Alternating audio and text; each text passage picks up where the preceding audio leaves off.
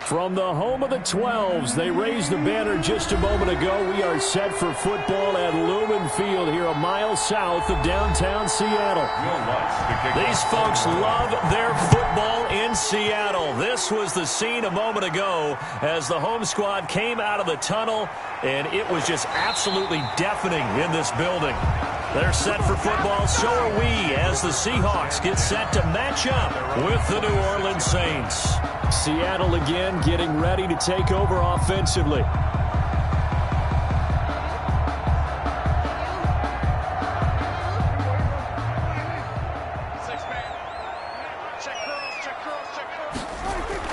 First down, Prescott. Is this intercepted? It is. It's intercepted. Picked off by Marshawn Lattimore. And they get the football. They'll set up shop at their own 49-yard line. I'm not sure exactly what they had planned for play number one from scrimmage, but I can guarantee it wasn't that interception. No doubt about that one, because in their daydream, this was going to be a dream play to get things started. Instead, it turned into a nightmare for them. After the loss to start out, here's 2nd and 11.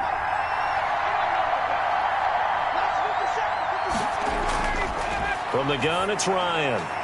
He's got the connection to Cole Beasley. And then he goes with a juke. And all the way inside the 15 before they drop him. Boy, he ran free there after the catch as that winds up going for 38. Well, that's something that this defense is not going to be able to allow if they're going to have success here. They've got to be able to wrap up and get guys on the ground.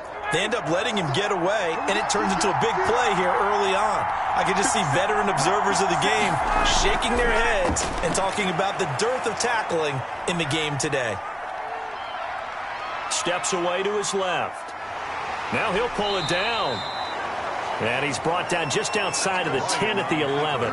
Give him a couple on the scramble. It's 2nd down. Yeah, he only gets a few yards on 1st and 10, but he's better off doing that than throwing an incompletion or even worse, an interception.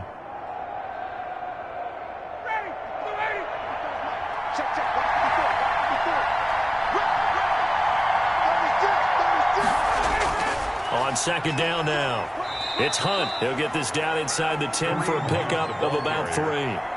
Tackle made. Some of the most unselfish players on any football team, defensive tackles, because we ask them to just eat up blocks and allow other people to make tackles.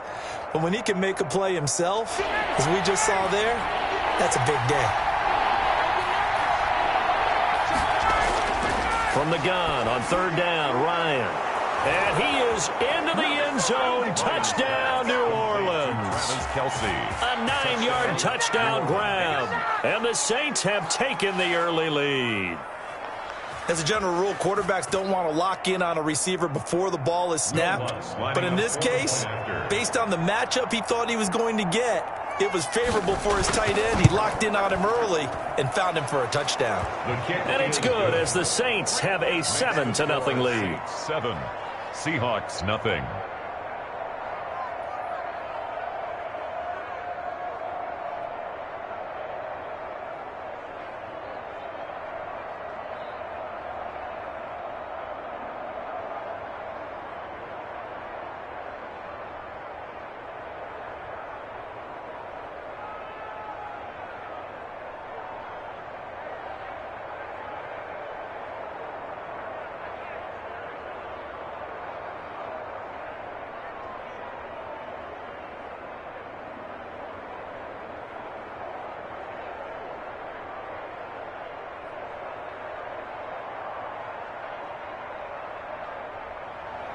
After the touchdown, Lutz to kick it off.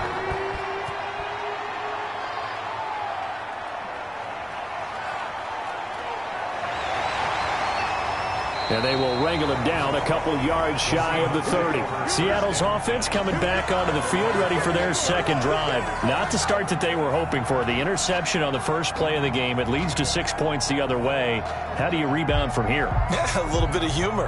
Got to laugh that one off, and not the ha-ha, that was very funny, but kind of like, can you believe that just happened? Let's go out and play now. Let's just start over. They'll run for the first time with Clyde Edwards-Helaire. This will go for 5 up to the 33. The ball carrier. Brandon, 5 yards on that run. Let's get back to the huddle and make sure if you're a back, you spend time with your offensive line and give them credit. Hard to move those 300-plus pounders at the line of scrimmage, and they did for a significant chunk of yardage. Second and 5 now. Prescott. A quick pass here to Godwin. And he'll be stopped right at midfield. So a pretty early first quarter roughing the passer penalty. Seems like the officials are going to let everyone know they're taking charge of this game. They're always going to protect the quarterback.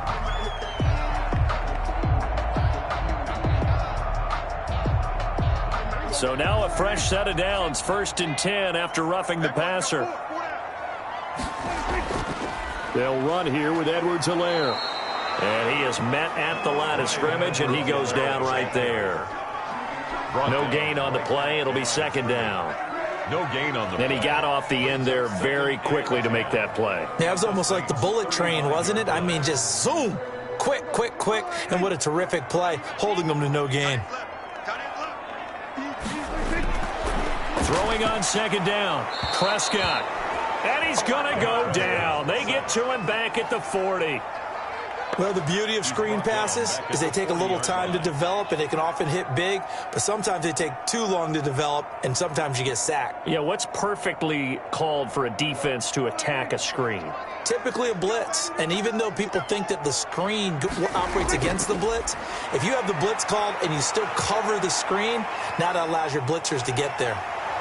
And he'll be brought down at the 34, well short of the 1st down marker. Pretty solid gain of 7 yards that time as he scrambled, but now they face a 4th down. I thought he did a pretty good job there to get back what he could, but let's face it, that sack on 2nd down, talk about throwing a wrench into the works. He certainly did. And he did everything he could there trying to pick up some positive yardage, and he did, but not enough. And this is right down the middle as he puts it through. And they are on the board, but still trailing. It's 7-3. These kickers now, it's like we take them for granted. Kicks like that used to be such a big deal, and now you just expect them to make it. Yeah, you're exactly right, and we shouldn't take them for granted. But I have a theory about it. You want to hear it? Yep. They are more athletic now than ever before. Talk about kickers. Trace their backgrounds, trace their histories. You'll find that they were big-time athletes all along, but their kicking was so prevalent that we made them specialists. Well, and now those 50-plus yarders seem easy for some reason.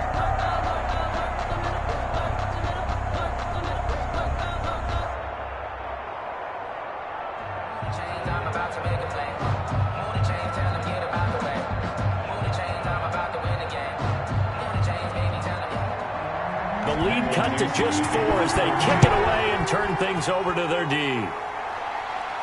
On the return, Deontay Harris. And he's up across the 25 and down at the 28. New Orleans Saints, they get ready to set up shop for their 2nd drive. And they're hoping to redo their efforts of the last drive when they got into the end zone. And just think of what it's like now on the sideline, because when you score a touchdown, you have to go over and look at the tablet and see what you did on the last drive. When you scored points, it's a whole lot better view than when you're trying to figure out how to fix things there. Now Ryan on 1st down. Oh, hit as he throws there, incomplete. He was looking for his tight end, Kelsey, and that'll bring up 2nd down. You got to give some credit. They're able to hop up in the air and bat that one away, and that's frustrating for an offensive lineman because the only recourse is when he goes in the air to try and give some type of a pop or a shove, hoping to bring his arms down. Again on 2nd and 10, it's Ryan.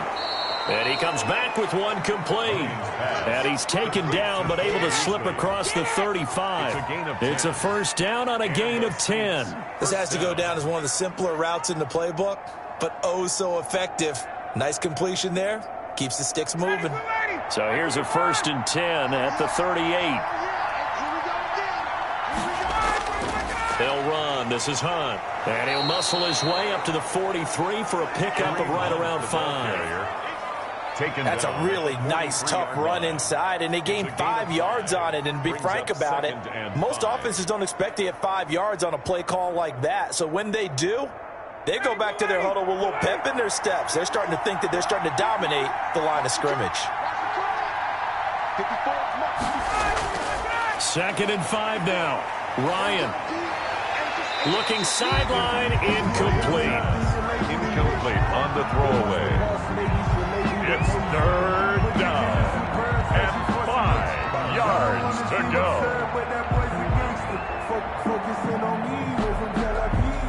They come up now 3rd and 5 following the incomplete pass. Out of the gun, it's Ryan.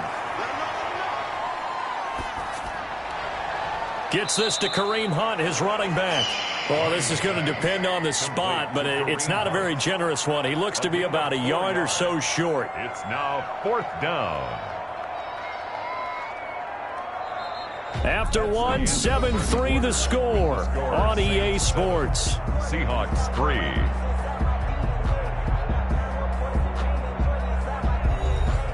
Here comes the Saints punter now, as he's on to punt for the first time this afternoon.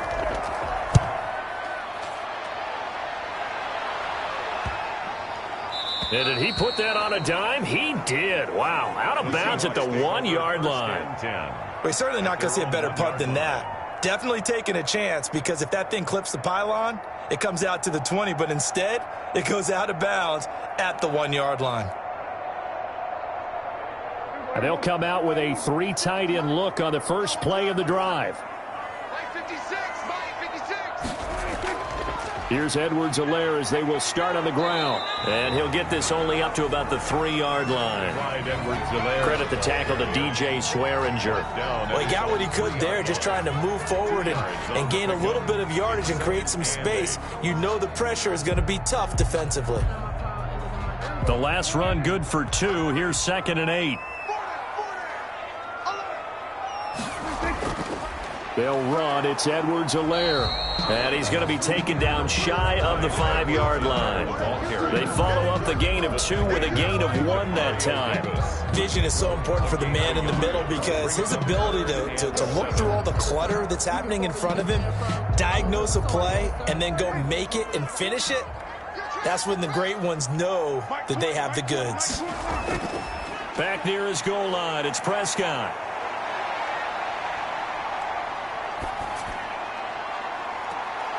Got a man, and he hits him in stride. And he'll finally be taken out of bounds just past the 40. It's a big play on 3rd down for the Seahawks. And even 40 yards. 3-yard line. Just like that, out of danger and up past the 40 now for 1st and 10. Prescott from the gun. That's complete to his receiver, Godwin. A gain of 6 there on 1st. An ex-teammate used to tell me all the time, I hate experienced quarterbacks, because no matter what, you really can't hide what you're doing. And I think that right there, he knew right away where the blitz was coming from, where his primary guy was going to be, and he ended up going to a secondary target for a nice game. I was just going to ask you, that wasn't the primary target. He's so good at that, isn't he? I think he knew right away that he wasn't going to get to his primary guy. I think he read that as soon as he got to the line of scrimmage, knew where the pressure was going to come from, and said, I know how to beat that, and that's what he did. And both guys were there, but it falls incomplete. Not only did he have a chance to scan the field there, it felt like he had a chance to scan it twice. The protection was that good. Unfortunately for him, the coverage downfield, equally good. To the air again, Prescott. That to his running back, Edwards-Helaire. And he is going to have a Seahawks 1st down as they're able to get the 3rd down conversion. 10 yards and a Seattle 1st down. That's a play that will likely be forgotten when you talk about big moments in this game. But plays like this are critical to keep drives going. And if points result, we'll call this play significant. A 1st down throw for Prescott. And his throw here's incomplete. He was trying to get it to his tight end, David Njoku, but it'll be 2nd down. They've given up a few 1st downs on this drive, but getting the incompletion there, that should give them something to build on and maybe turn the tide. Here now is 2nd and 10, again from the 41. And again, it's Prescott. And the Saints pressure gets him. Brought down for a sack. Marcus Davenport, the first rounder out of UTSA, with a sack. Well, nothing takes a start to have a good drive. Quite like a big loss on a sack, does it? Now they're looking at a 3rd and long, and suddenly the momentum shifted to the other side of the football. And old Mo is a very, very fickle man. 3rd and long for Prescott. Escaping the pressure right. Decent gain on the scramble to 6, but now it's 4th. And they had an extra defensive back on the field on that play, and the coverage was excellent. He tried to pull it down and run for it, but they rallied to him and kept him short of a first down. So on is Jason Myers. He's hit from as long as 58 in his career. So this will be spotted on the midfield logo. It's a 58-yard attempt. And this won't get there. Won't be online either. It's no good. Off to the right. And this score will stay right where it is. Well, I was watching him in warm-ups, and he hit a 62-yarder that hit the crossbar and went over. This one a little bit inside of that, but not enough leg. And the difference is what? Well, your live conditions, right? Live conditions, game conditions are a whole lot different than practice, where you just pop it up there, no rush, no pressure. I think maybe that takes a couple yards away from you when you have to do it when it's real. And this will be incomplete. Physical play on the football there, and it's 2nd down. And I think they'd be well served to take that type of a physical approach against him the rest of the game. He's had his way so far, but on that last one, that worked quite well for the defense. An incomplete pass on 1st down. That leads to a 2nd and 10. Out of the gun, they run it with Hunt. And he's up across midfield and down into Seattle territory. He'll get only 3 there, so it leaves him with a 3rd and 7 ahead. Pickup. And it's 3rd down.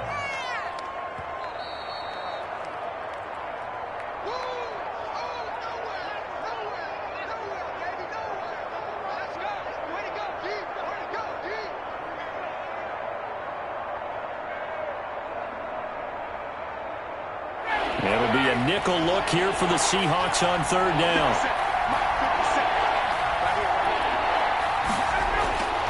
From the shotgun, Ryan. Complete, the tight end, Kelsey. And he'll go down inside the 45 before going out of bounds. They stopped him shy of the marker, thought they were bringing up 4th down, and then that penalty. Let's face it, they thought they had bent, but could absorb that, right? Instead, they broke as a result of their own penalty. A bad time for a roughing penalty, and they get the gift of a 1st and 10. Operating from the gun, Ryan, and he completes it to Hunt. Stopped at the 24-yard line after a gain of 5. To Kareem Hunt. All defenses worry that whenever anyone catches the ball and has a head of steam come out of the backfield, it could turn into a big play with missed tackles or he runs through people. But they were right there waiting, and they stopped him for a minimal gain. 2nd and 5 after the 5-yard completion on 1st down.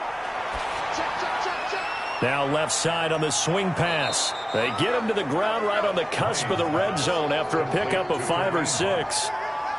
That might feel like a little bit of a lost opportunity there for the offense because the defense brought pressure that time.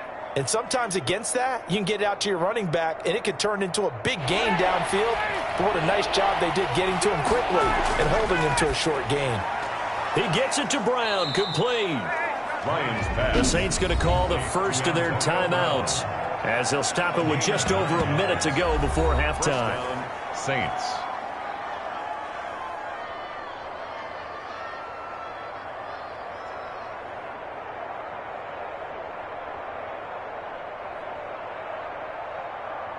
Now a 1st and 10 at the 11.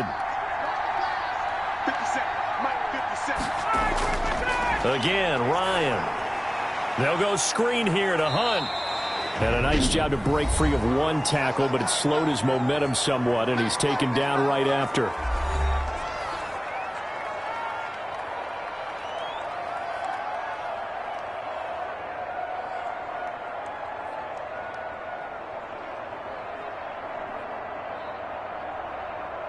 They only got a yard out of that last completion, and that makes this 2nd and 9. To throw again is Ryan. This will be caught at about the 5. And he'll be brought down right on the edge of the goal line at about the 1-yard line. 8 yards on the completion, but now they face third down. They really love to get him into one-on-one opportunities, and this is one way. Work him out of the slot and create a mismatch. Who's going to cover him? Corner, safety, linebacker? He's got a way to beat all of those positions. They'll try to run for the first down with Hunt. And Hunt is not going to get there. Now the Seahawks going to use the first of their timeouts as they'll stop the clock with 26 seconds to go until halftime.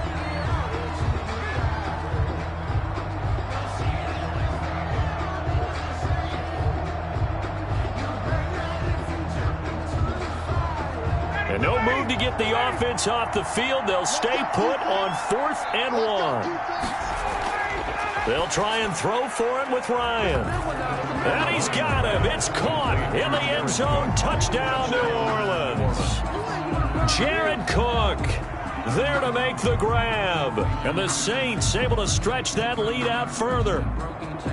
You get down near the goal line, this is where having a sure-handed tight end becomes a luxury, and it pays off big time, especially when the defense sells out against the run, and he finds himself open for an easy touchdown. What's good on the extra point, and that pushes the lead up to 11. Seahawks 3.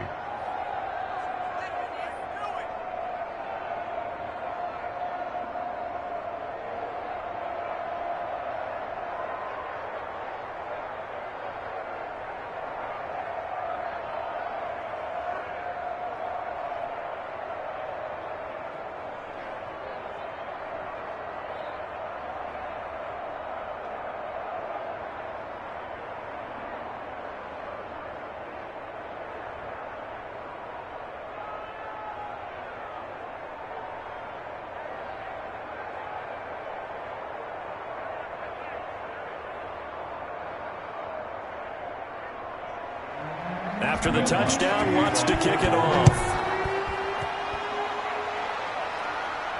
That'll be taken about a yard deep.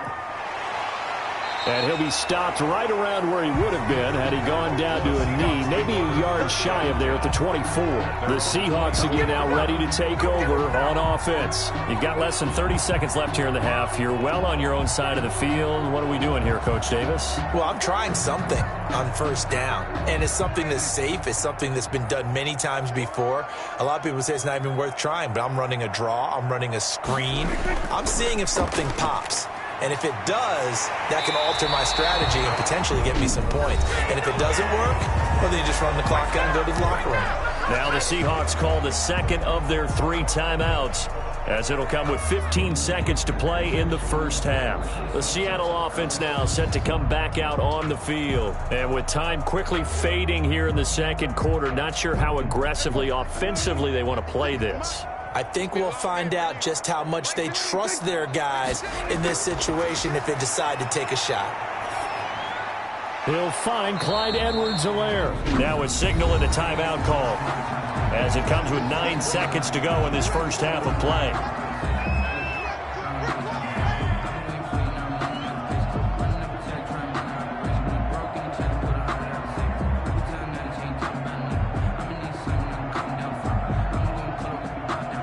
That pass play wound up for negative yardage, so here's 2nd and 11.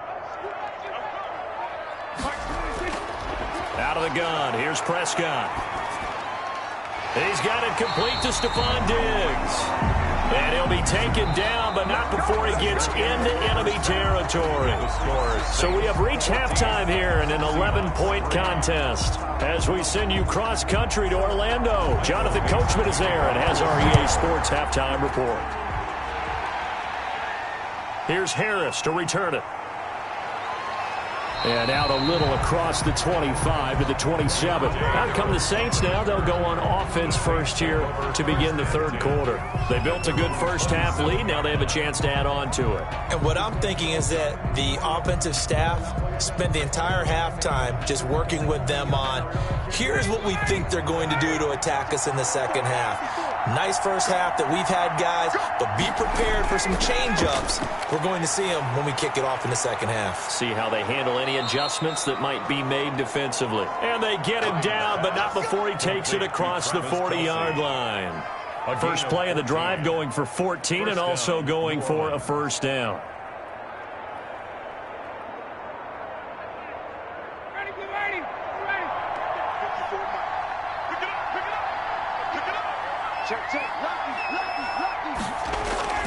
On first down, they'll run with Hunt. And he'll get this up past the 45 to the 47. It's a 6-yard pickup, and it gets him to 2nd and 4. Kid had a ton of success here so far, but you get the feeling that he might be on the verge of popping one. Yeah, even on that one, there was a little bit of a hole, but it closed there quickly at the end. 6 yards on that last play. Here's 2nd and 4. Ryan.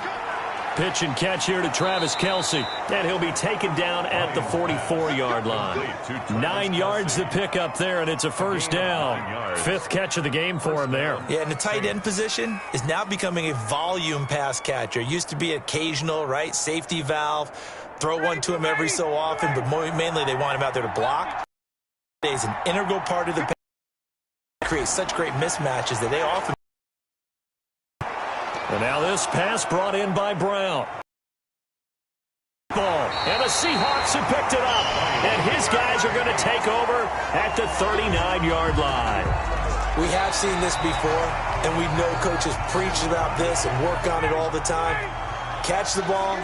You know there's going to be some traffic somewhere. They've got to put it away and secure it as they try and get downfield. They'll run with Hunt on 2nd down. And he's going to get it down to the 33-yard line here. 2 yards, good enough for a first. In the first half, he was held in check on the ground, but despite that lack of production, they still have the lead. And they've got to feel fortunate about that. If they could actually get production from their lead horse, that would help open up this offense and widen this margin, too. Throwing now, Ryan on first down. And that is incomplete. He couldn't hold on through the contact. Brings up 2nd down. When you run in the slant, timing is everything. And against that man coverage, there was no space available, and incompletion as a result. We sit in quarter number 3 out in Seattle. A 2nd and 10 now. Throwing again. Ryan. They'll try and set up the screen. It's complete. And they'll be inside the 25 now at the 24. So mark off the yardage for roughing the passer. And I've seen this before. On a screen pass, not only are you rushing the passer, you're rushing him deeper than normal. And I think a little frustration kicks in at the end. You're going to hit him anyway when you shouldn't. So the face mask, quite a blessing there as they'll start out of harm's way with a 1st and 10. From the gun, it's Ryan. And he'll take it into the end zone for the Saints touchdown. Antonio Brown. A 12-yard touchdown grab. And the Saints take advantage of field position on the turnover to cash in for 6. Partner, they had a good lead as they went in at the half, and they came out here in the second half and found a way to extend it. I love their consistency. Don't worry about what they said at halftime. This seemed like a team that was ready to play 60 minutes, and while this game is far from over, I love their approach. Lutz with the extra point, and the lead is up to 18 now.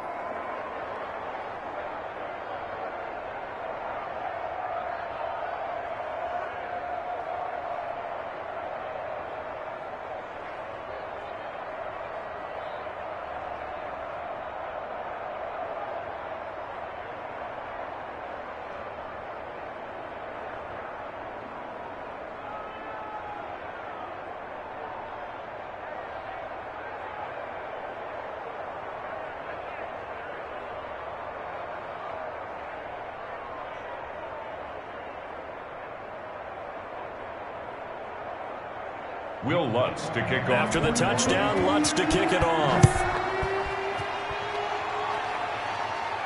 Now this will make it into the end zone. And he'll just take a seat, and the drive will begin at the 25-yard line. Now we'll see what this Seahawks offense has in store with their first possession of the second half. They trail offense, first time to touch the ball in quarter 3, and we'll see what they can do. And I can't wait to see what they have planned, because some teams script to start a half. Other teams just go, okay, these are the sequence of plays we want to run. These things worked well for us. And sometimes they throw in that big chunk play right away. Shocker. Try and get after them early and try and create a big play to give themselves some momentum. See what they have up their sleeve. But they certainly have been able to get him going and establish the run. So I think it's time to abandon that plan and start chucking it all over the park. And you know who's excited about that? The defensive front. They got a chance to pin their ears back and get after him now. From the 30 on second down, Prescott. He'll find his running back, Edwards-Helaire. 4 yards on the pickup, and that's going to make it third down and less than a yard. Well, offensively, that's the mismatch that you want. You want to force a linebacker to try and cover your back out of the backfield, out in some open space. The linebackers nowadays, they run like backs, and they take a lot of pride in covering. What a nice play he made there in the open field. Edwards-Helaire, they'll try to run for it. And he's got the first down yardage before he's brought down at the 42. 7 yards there, good enough to move the sticks. Despite the score, despite the deficit, no quitting this guy. He's running angry, running through arm tackles. He wants to change what that scoreboard is saying.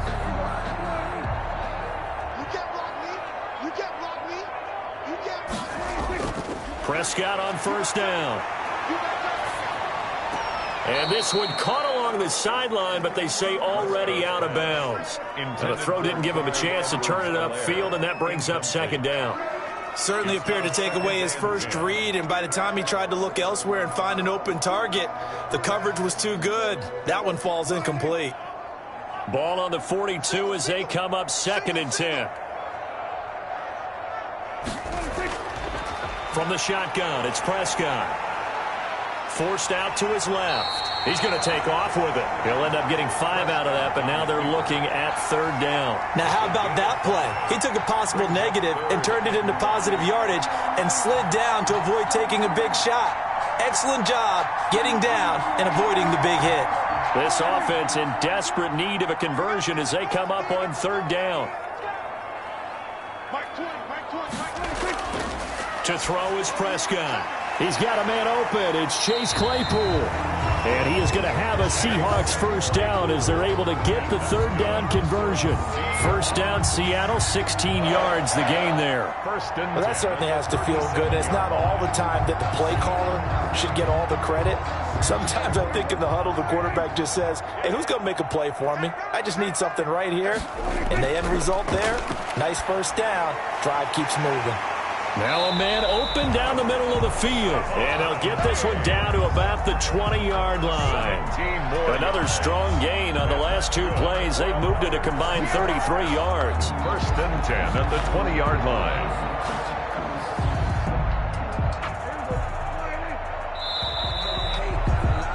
And as they come to the line, they will not be able to get off another play as time has run out on this third quarter. We'll return with more after this. This is the NFL, and it's on EA Sports. Finally, a first red zone opportunity for these guys. First and 10 right at the 20. He's got Dallas Goedert, his tight end, over the middle. And they'll bring him down at the 13-yard line. A gain of 8 there on the 8th play of the drive. Now that's staying ahead of the chains. Really good pickup on first down, hitting the tight end there. Now it brings up a second and manageable. Just found a hole in that zone. More muscle up front for this 2nd and 2. They've got 3 tight ends out there. Now a carry for Edwards-Helaire. And he will score. Touchdown, Seattle. A 13-yard touchdown run.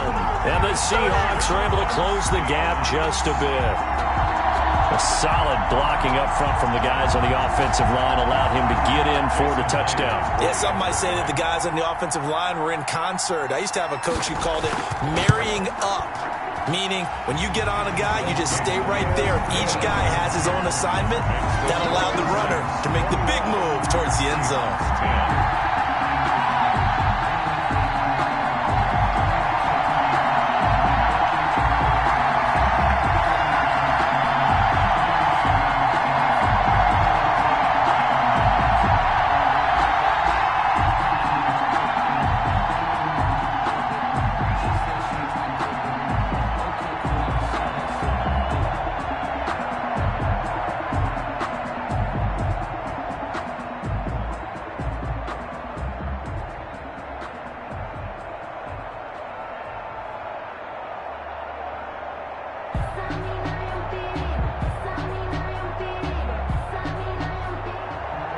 The kickoff unit is out on the field, and they will send this one away.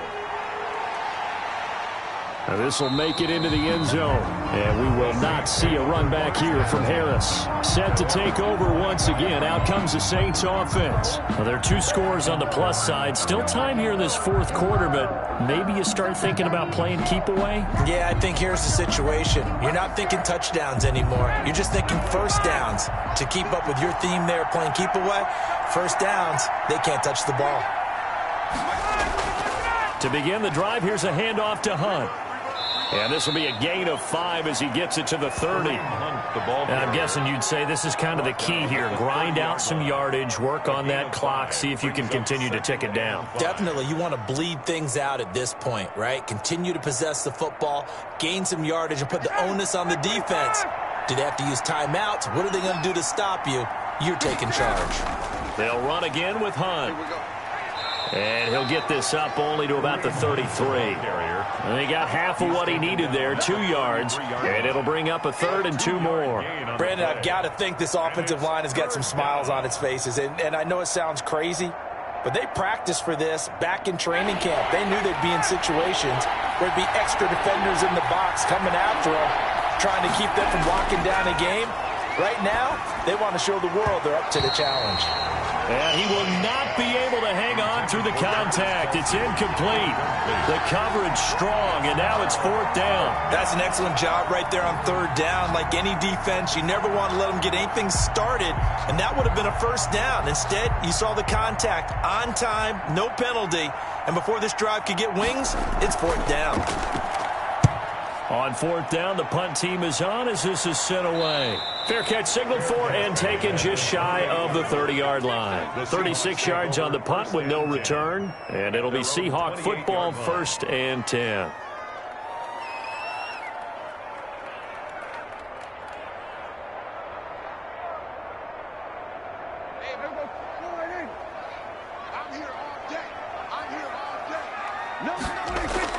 First down, Prescott. And he's taken down here by the Saints. Dak Prescott. And no matter what the situation, the O-line just hates that because they feel like they didn't protect little brother back there, right? Man, that's just so difficult for them because just think about every single play. When you decide to throw the football, you're dealing with some of the best athletes on the planet. You talk about guys, if they weren't playing football, they'd be starring in the NBA at power forward. It's a really difficult task. A throw over the middle taken in. They'll get 9 there as that sets him up better for 3rd down. Those short little routes probably going to be open. The defense, they'll let those happen, especially when they can make an inbounds tackle. Yeah, where's Coach Madden when you need him? He always talked about taking what the defense gives you, but sometimes you have to know when you have to take more. That was one of those situations. On 3rd down, it's Prescott. Looking for his tight end on the corner. It's complete. And he's going to be taken down here with a penalty flag on the field. That's a good chunk of yardage. It's going to be canceled out. And we always talk about hidden yardage in a game. That's going to count as that because now it doesn't go on the books, but now they have to make that up again, don't they? And they're indeed going to go for it here on 4th down. So trailing here in the last quarter. Let's see how this plays out. Going deep for Diggs. Into a double team, and it's intercepted. Picked up by Marcus Williams. And his guys are going to take over at their own 48-yard line.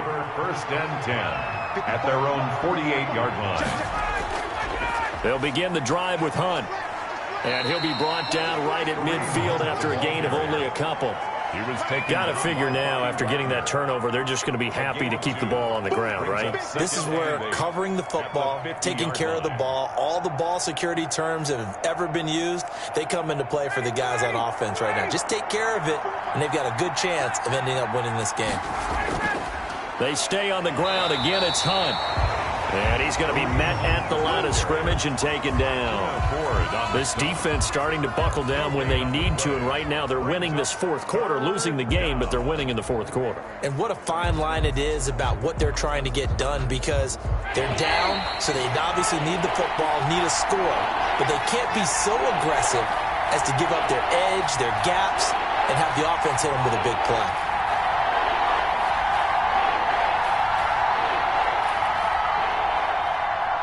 This is a big third down, and you'd have to think we'd see a timeout right away if they can't stop him here. They'll try and run some clock here as they keep it on the ground. And now right out of the 2-minute break, we'll get a timeout used defensively with 1:56 to go.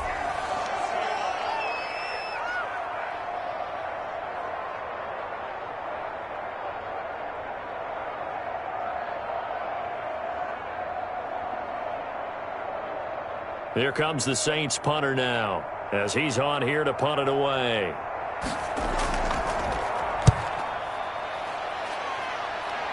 And no return here. Where will they spot it?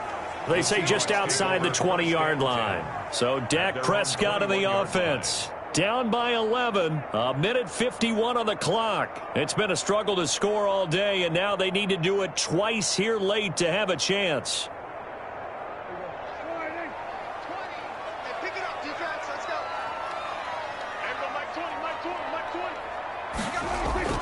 Trying to shake off the interception. He'll look to throw. That to his running back, Edwards-Helaire. And he's brought down, getting this one up to about the 35. They may want to go back to that one. First play of the drive, good for 15 and a first down. First and 10 at the 35-yard line. Clock running here, under 90 seconds to go. On 1st and 10, Prescott. And that's going to be incomplete. Too tough to hold on to that one. It's second down. It's been clear in this matchup which side has been the more physical one. It's been this defense. And here's another example on that last play. Here's 2nd and 10 now from the 35.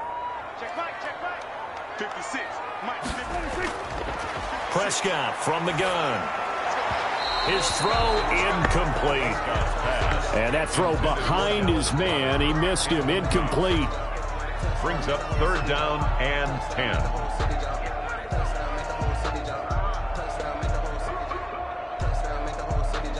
Now they face a 3rd and 10 after back-to-back incompletions. Prescott yet again. Now a desperation throw deep downfield. And it falls incomplete after almost being intercepted. A pick there would have been great. The good news for the defense now, it's 4th down.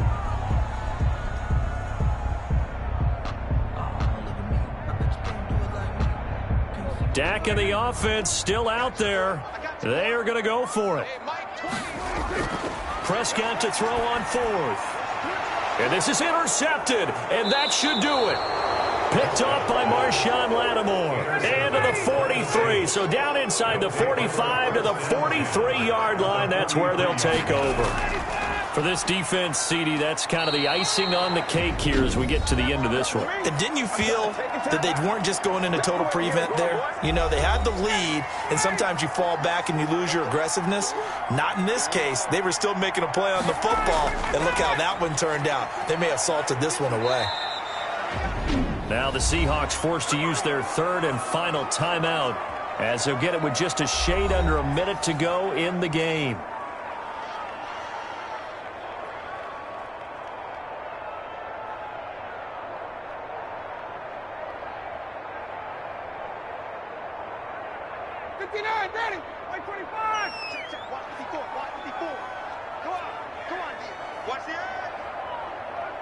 The Saints in victory formation now as they'll take the knee.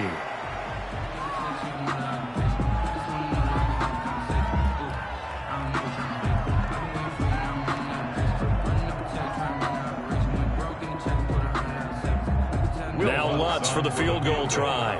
From the left hash, this from 53 yards out.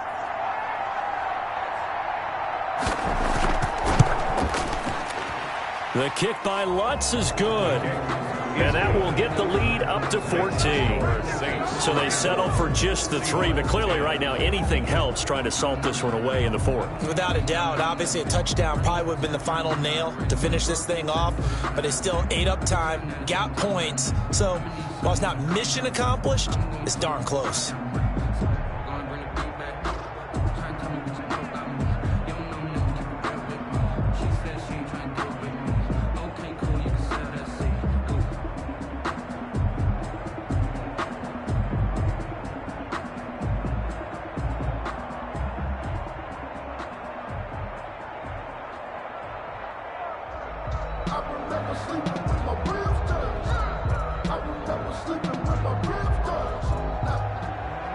throwing the made field goal. Lutz to kick it away. And here comes Diggs. And able to take it past the 25 and up to the 28-yard line. The Seattle now ready to march onto the field.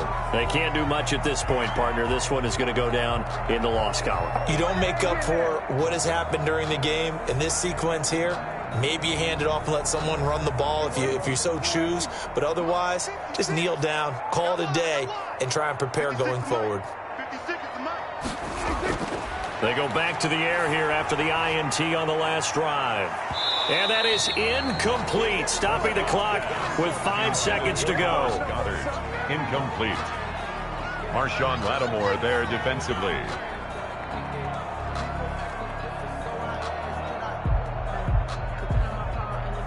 So now they'll come up on 2nd and 10, once again from the 28.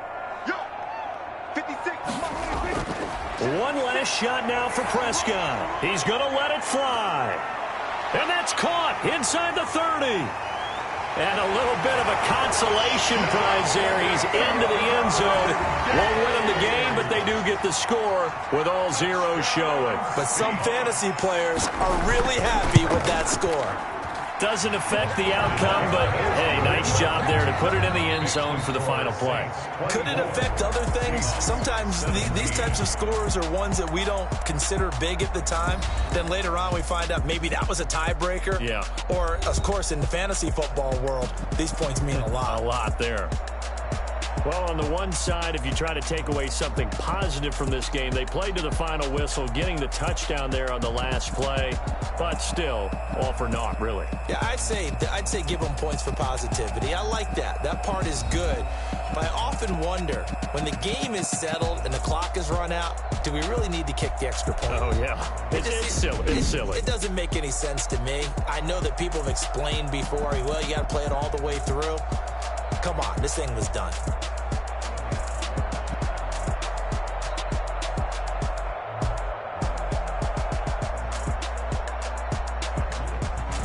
So that'll do it for my partner, Charles Davis, and the best darn crew in the industry. I'm Brandon Gaudin. This has been a presentation of the NFL on EA Sports.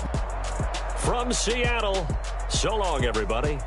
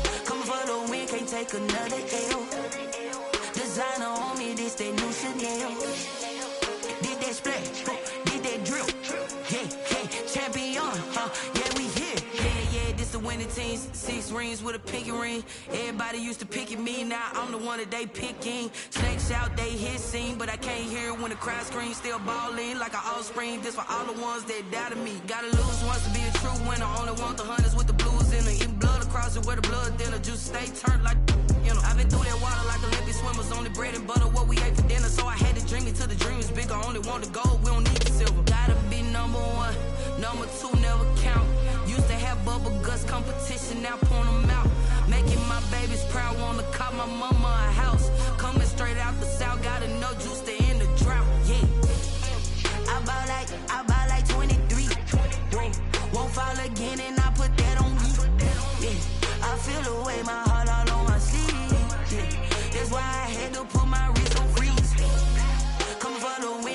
take another L. Designer on me, this they new Chanel. Did they split? Did they drill? Yeah, yeah, champion, yeah, we here. Reaching my goals, I do not feel ashamed. I'm a dog, I'm a beast, and I cannot be tamed. I don't do it for fame, it's the love for the game. I go in like I'm trained. I'm prepared for the rain. Amazed. I ain't break from the sticks and stones they threw. Anything that you can do, I can do it better than you.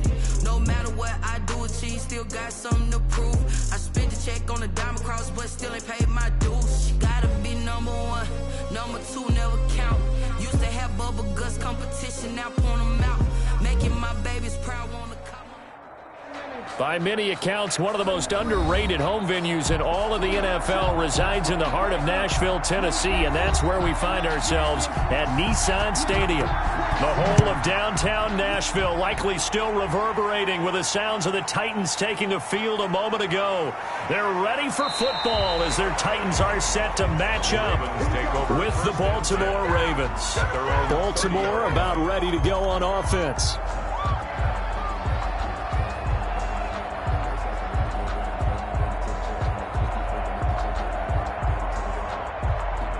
So 1st and 10 now from the 30.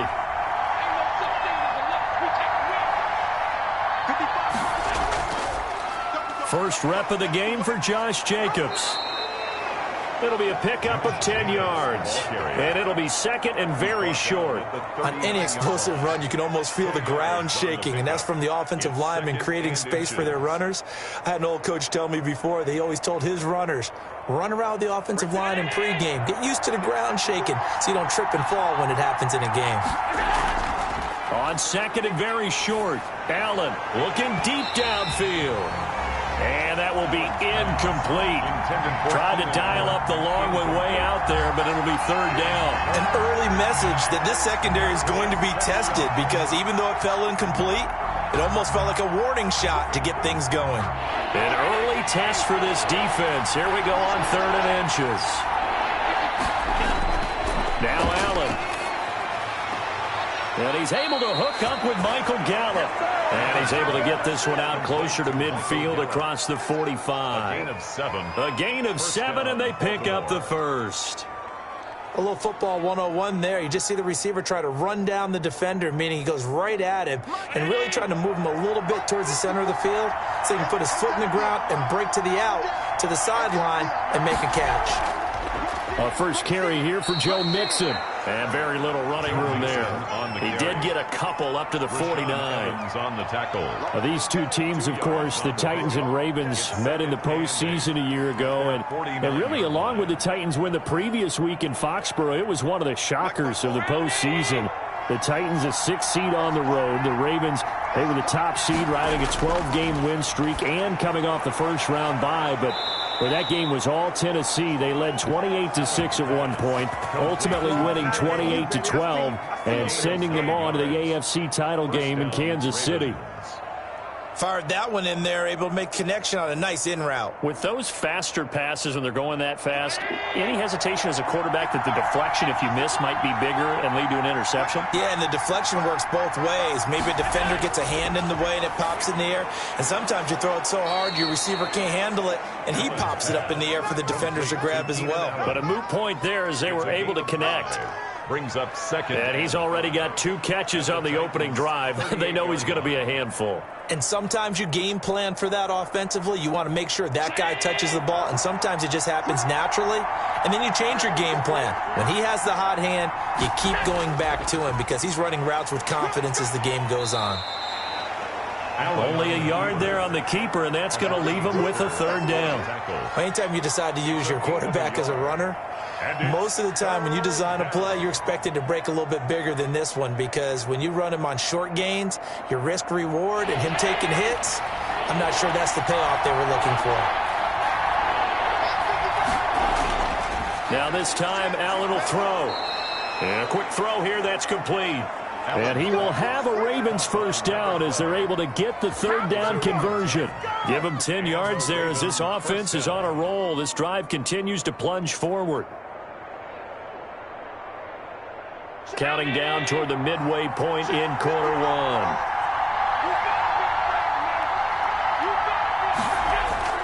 first down, and they're going to throw with Allen. And finding the tight end, Hooper. And inside the 20 before he's brought down. It's another 10 yards on that one and another first down. And how about this first drive? They're being aggressive, slinging it around. Really confident, too, because they're not trying to fool them with running plays, throwing it, and they're being very successful right now. So the ball down to the 16 here for 1st and 10. From the red zone now, they'll look to throw. This will be caught just inside the 10. And now they're inside the 10 as he's brought down at the 9. 7-yard pickup. 7 yards, the pickup there. And the pocket's been protected pretty good here so far on the opening drive. We always talk about confidence in runners and catchers and quarterbacks. How about the protection detail? They're not allowing anyone near the guy throwing the football. On 2nd down, it's Jacobs. And he's able to get it down to the 2-yard line. The 6 yards on the pickup, and it leaves him with a 1st and goal. A quick burst there, and he nicely bit off a pretty decent gain.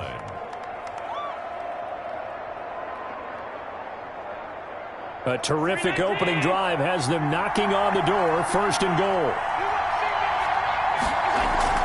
They'll run it with Jacobs. And the reinforcements come in as they're going to stop him behind the line.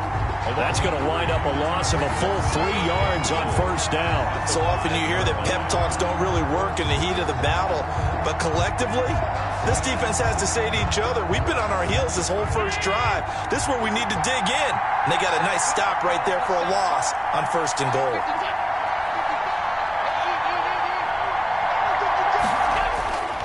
On 2nd down, Jacobs. He gets it forward for 4, maybe 5, but the flags fly. And this one could be coming back. So this will be accepted as it moves the offense backwards.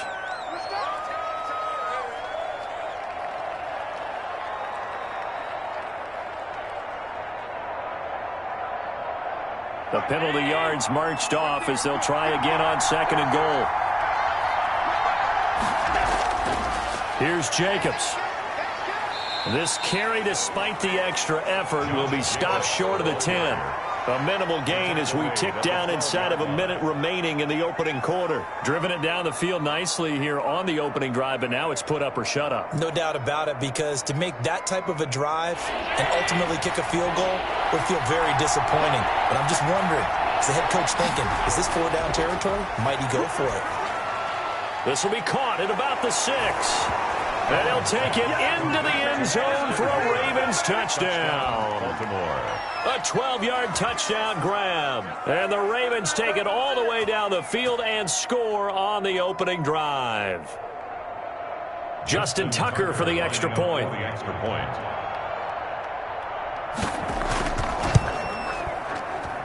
And the Ravens lead at 7-0. Makes the score Ravens 7, Titans nothing.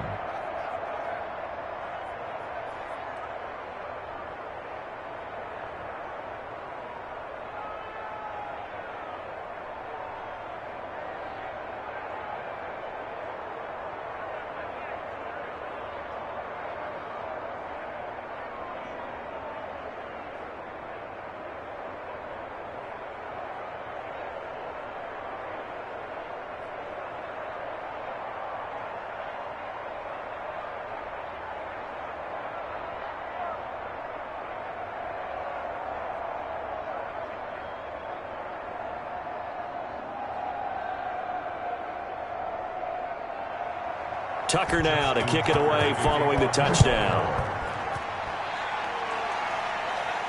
And this carries into the end zone. And no return here for Evans as they will bring this out to the 25. The Titans now just about ready to take over.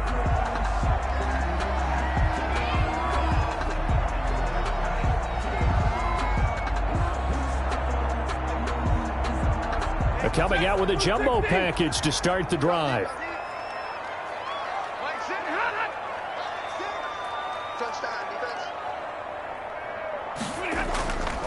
Now the first carry for Dalvin Cook. And he'll wind up with about 6 up past the 30 to the 31.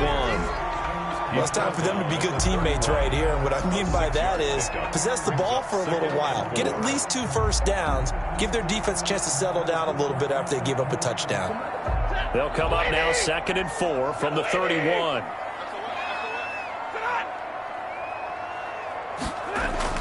Cook. And he is met quickly in the backfield. Down he goes, folded like a lawn chair.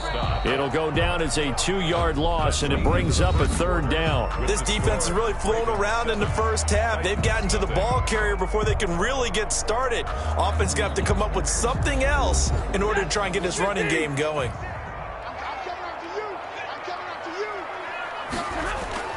Throwing on 3rd down, Stafford. And the throw there going to be incomplete. The passing game not in sync here early. And now it's 4th down. How about some applause for the defense there? They forced him to throw that one into coverage. And just like that, they're staring at a 4th down. Well done. On 4th down, here's Brett Kern to punt the football away.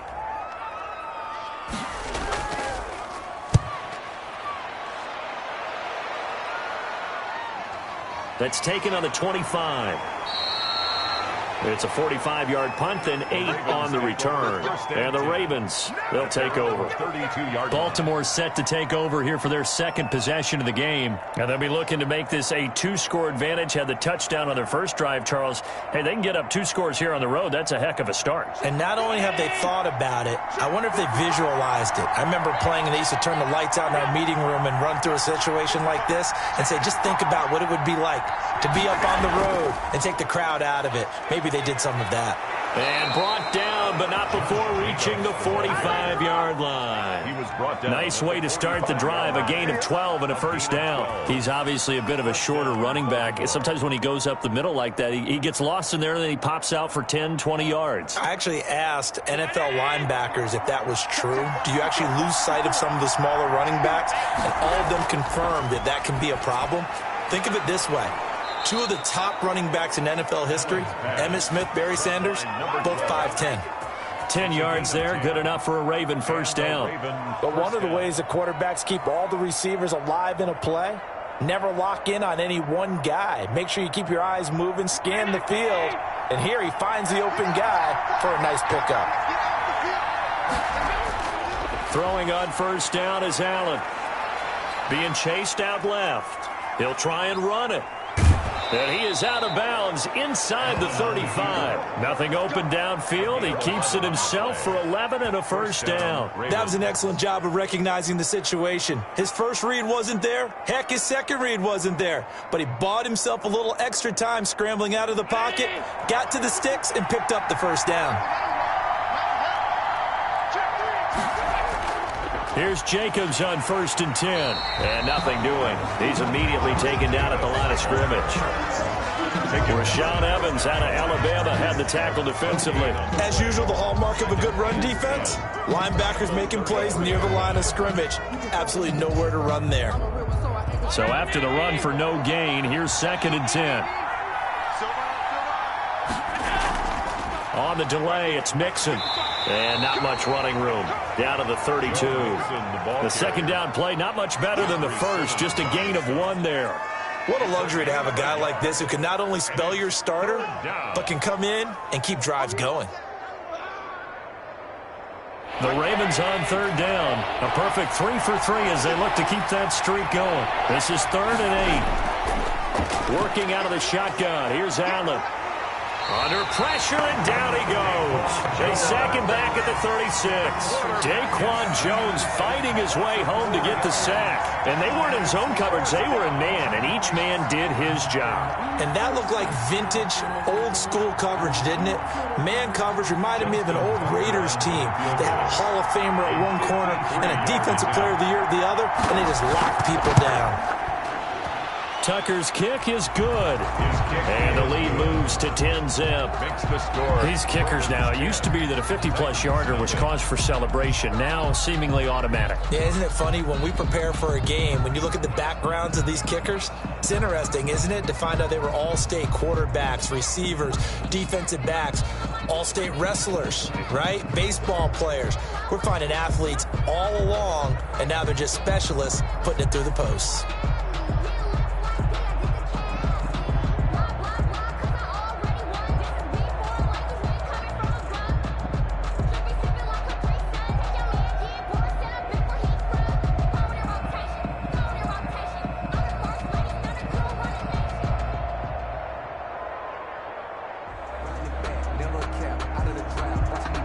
Tucker now following the made field goal, set to kick it away. Now this will make it into the end zone. And no return here for Evans as they will bring this out to the 25. The Titans coming back onto the field for their second drive. And the last drive, the first drive for them, not very good. 3 and out. What do they go to here? Well, you don't look down at your play sheet and say, this is what the problem is. Now, let's find out who my playmakers are. Get the ball in their hands, and maybe the offense will move a little bit better. Sometimes it's more important to get it to the right people rather than dialing up the right number. Exactly. Or the right play, yeah. That too. Give him a couple on the carry there. 2nd and 8. Well, any lane that might have been open there was closed pretty quickly, and that was because the defensive front, they won that battle at the point of attack at the line of scrimmage. They used great leverage, held their spot, and stacked him up. From the 27, Stafford. It's caught by Mike Evans. And he slips up past the 45 before being tackled. 19 yards to pick up there. Move the chains. That was a fun one to watch right there. A nice in-breaking route and plenty of room in the middle of the field. And he was able to get behind the linebackers and grab the completion for a really good pickup. On 1st and 10, Stafford. And connecting here with DJ Shark. And he is tackled inside the 40, not quite to the 35. Another big hitter there. This one good for 18. Another Titans first down. 1st and 10 at the 36-yard line.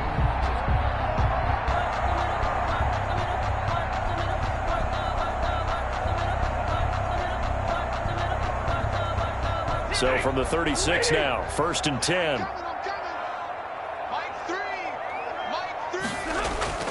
Out of the gun, Stafford. That's to Dalvin Cook, his running back.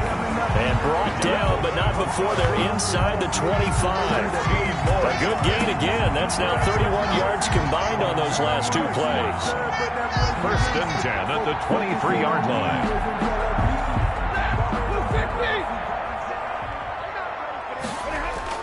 On 1st down, Stafford here. He gets this one into the hands of Dalvin Cook.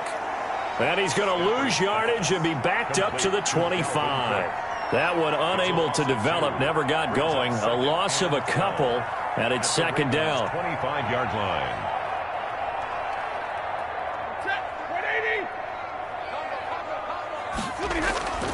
To the air again, Stafford. Had his hands on it, but dropped it. The rookie making a little bit of a rookie mistake. 3rd down. Marcus Peters. After watching him drop that slant, I can hear my old coach's voice ringing in my ears right now. You can't run with the ball until you catch it. Trying to get those rack yards before he secured it.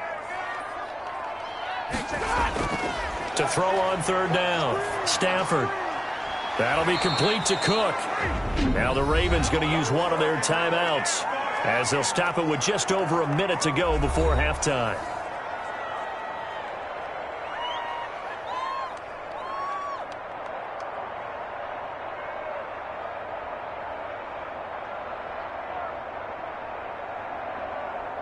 Tucker McCann out now for the Titans field goal. From the right hash, this from 44 yards out.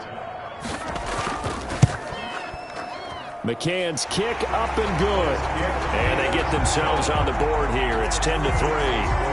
So they do get the 3 points before they hit halftime. Something to build on, maybe. Yeah, go ahead and raise the banner, right? Wave the flag. That's good. Got points. And now, as you said, they've got something to build on as they get ready for the second half.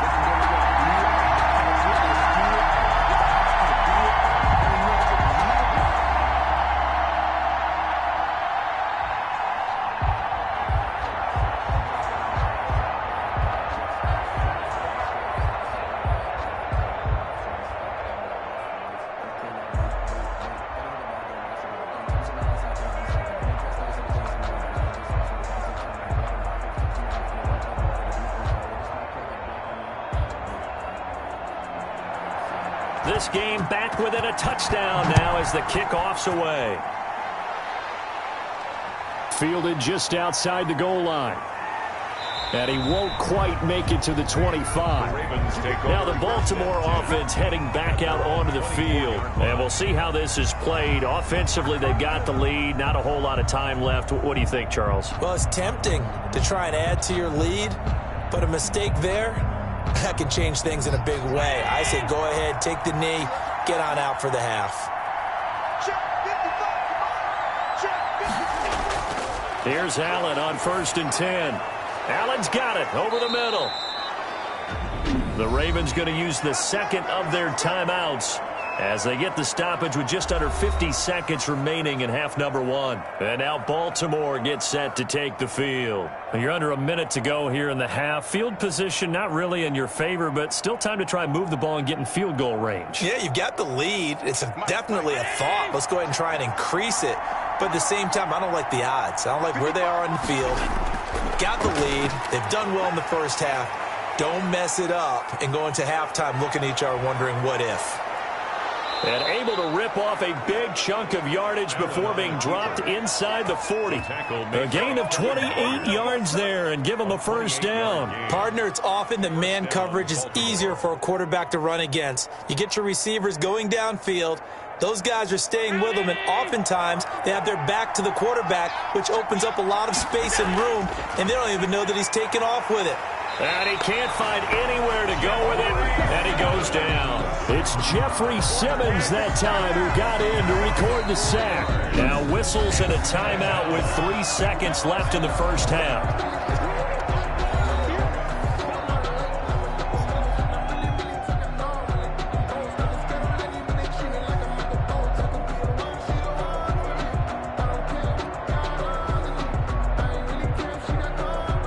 Now Justin Tucker. He has hit from 61 in his career, so he has the leg for this. This will be spotted just shy of midfield, a 59-yard attempt. So we reach halftime here in a 10-point game. As we'll head down to Orlando, that's where we find our man Jonathan Coachman at our EA Sports Halftime Report. Coach, the Ravens ready to receive it, and they've got the lead as well as we resume play in the second half. And no return here for Evans as they will bring this out to the 25. Now a first down throw, Stafford. And his throw's going to be incomplete. The intended target, T.J. Hockenson. And it's second down. Another attempt, another incompletion. And when I look at the scoreboard and where we are in this game, it comes to mind that they have to start getting the ball in the hands of their playmakers. Throw it to the guys that maybe can take a short pass and turn it into a long gain or make people miss downfield. They've got to have points. And the guys who can put the ball in the end zone, they're the ones that need to touch the ball. And this one into the hands of DJ Shark. And they're able to get this one across the 35. Just his second catch of the game so far. This one moves the chains. They sure put the coverage guys in a stress on that one. They thought they were going deep. Ends up curling inside for a nice chunk of yardage. So here's a 1st and 10 at the 38.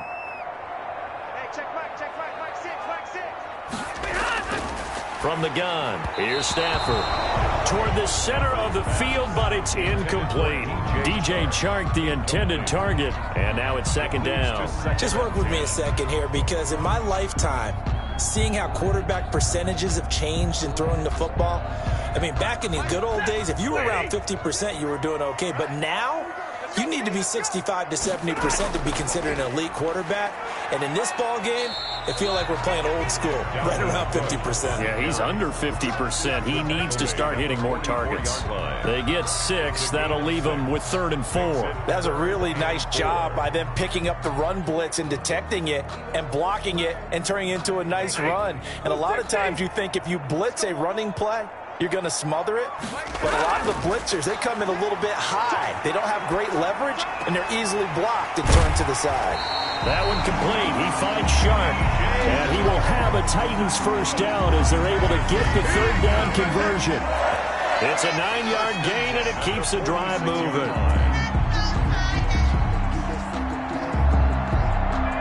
Still in search of their first touchdown of the game, but they're on the move. 1st and 10. Now Cook.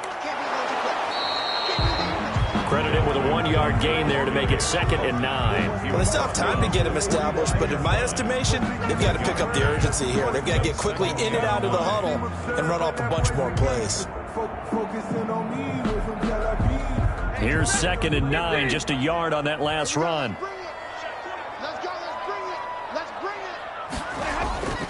Again, it's Cook. And he's going to be down close to a first down at the Ravens 36. 9 yards on the pickup there, and it keeps the drive alive. Yeah, once more, strong running, excellent blocking at the point of attack. They've got a nice little drive brewing right here. Following the good run by Cook, here's another 1st and 10.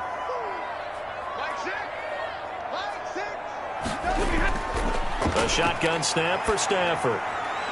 Wide open receiver complete. And he gets this one inside the 15, just a yard or two shy of the 10. The catch and run, good for 24 yards. I don't know what they talked about at halftime. Whatever it was, it worked. They looked like a different team here in the third quarter. Yeah, I doubt that there were very many trash cans that got kicked over, that type of a speech. I think what they did was they analyzed what worked in the first half, what didn't, and figured out a better game plan.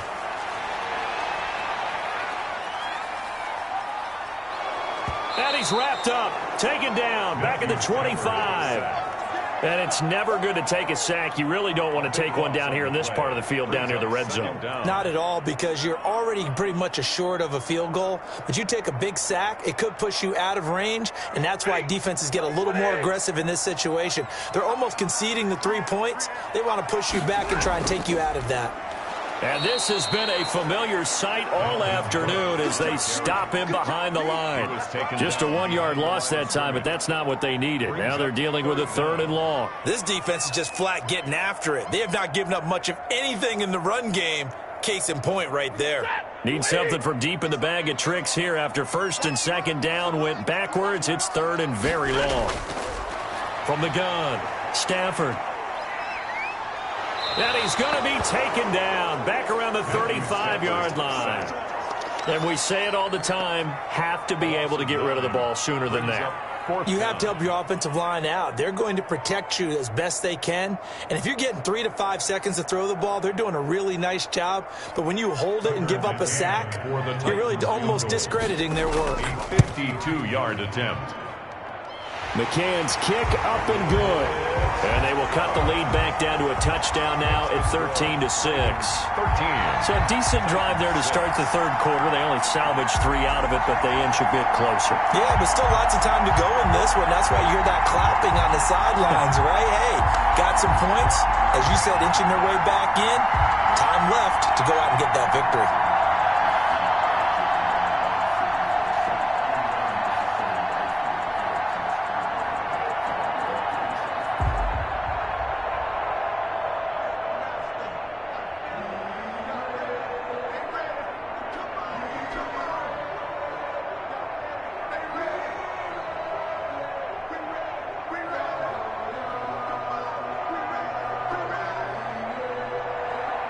This game back within a touchdown now as the kickoff's away.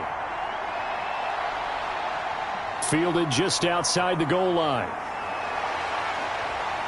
And a nice return sets them up pretty good here right at the 30-yard line. The Ravens offense getting ready now for their first possession of the second half. And they're not going to play this conservative, I don't think. They had the field goal last time, and they're up, but they're looking to put a drive in the end zone. Oh, I agree with you totally. No one goes out on the field and says, all right, let's just settle for 3, except in certain situations, trying to ice a game, that sort of deal. Most of the time, it's end zone, and that's what you're thinking, and I believe that's exactly what they're thinking as they begin this one. Yeah, no quarterback ever goes out there saying, hey, let's get 3, right? Not one that I've ever met. That's a good way to start the drive. 17 yards and a first down. Absolutely love the run right there. This guy's known for his quickness, but also for his speed, and he's able to get to the second level almost before you blink if you give him any type of blocking. Always talk about slot receivers, and they're usually known as quicker than fast. In this case, we've got a guy who's quick and fast, and he used it to great advantage. And he's up over midfield and down into Tennessee territory. Call it a gain of 4 on first, and that'll make it second down. Well, you certainly have to give a little credit here because they're playing this game now at their pace. This is ball control football, sustained runs, taking their time, and making it work. From just shy of midfield, Allen firing quickly here, and that's complete. 12 yards there and a first down. You can see the time and effort and thought that they put into their passing game because it was evident right there. It looks like a simple pitch and catch, but you and I both know that they have planned for this and worked hard to make it happen. Well, they run the option here on 1st and 10. He's brought down at the 34. Call it a gain of 4. That's the end. Back now in Nashville. It's the Ravens in control of the football. They've also got the lead as we get set for the 4th. The run got 4. Now they deal with a 2nd and 6.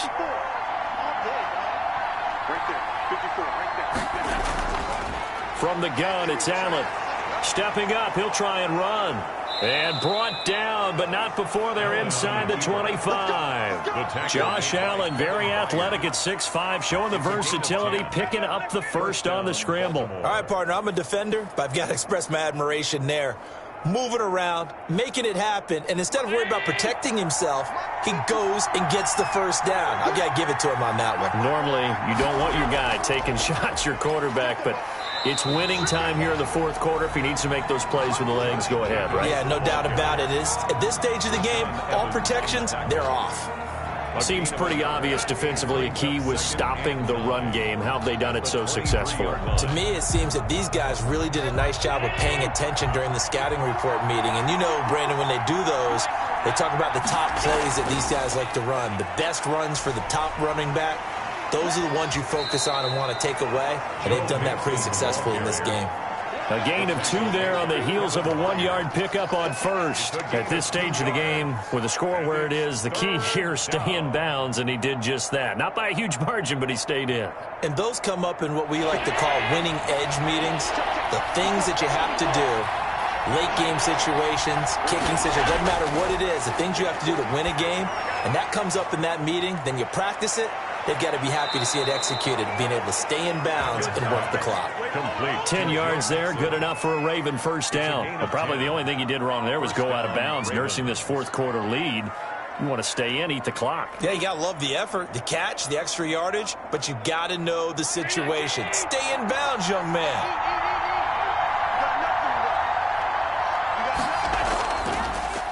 Allen going to keep it. And he will not make it back to the line of scrimmage with a flag down here to boot. So they may back up further. So that one will be accepted.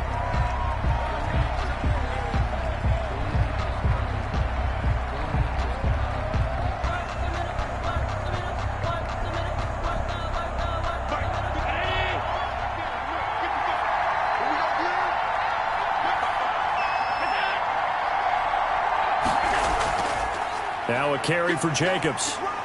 And he was able to shed 1 tackle but could not get away from there.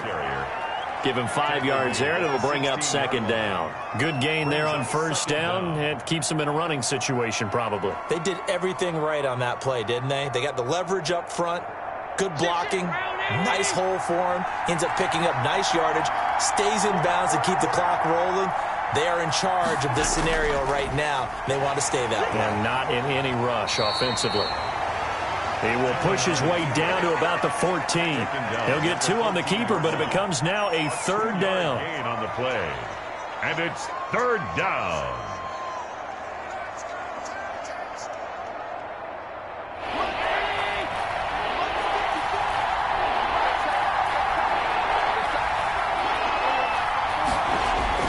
Now this time he'll look to throw. They'll set up the screen here to Mixon. And they're going to mark him down short, maybe by about a yard, if that. Trailing in the 4th, this close of a game, that's a penalty you just can't afford. It's an absolute killer, and it's one that drives coaches and teammates insane.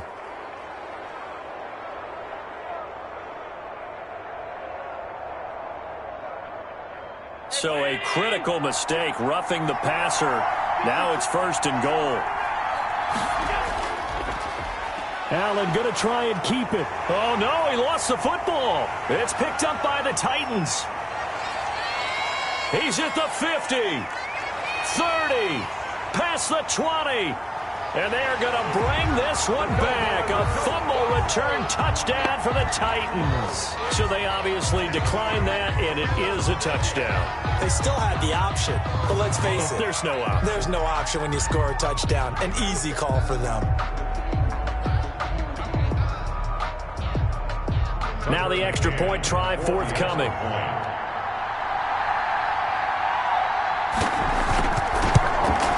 And no sweat. He puts it through, and we are tied here in the fourth. Ties the game 13-all.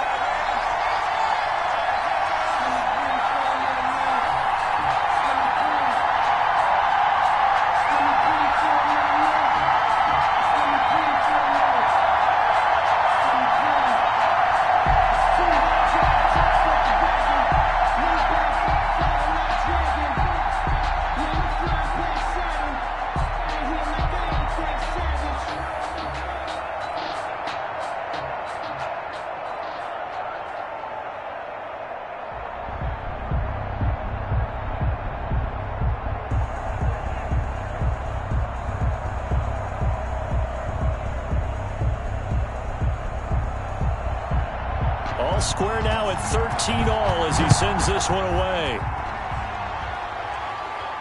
Fielded a couple yards into the end zone.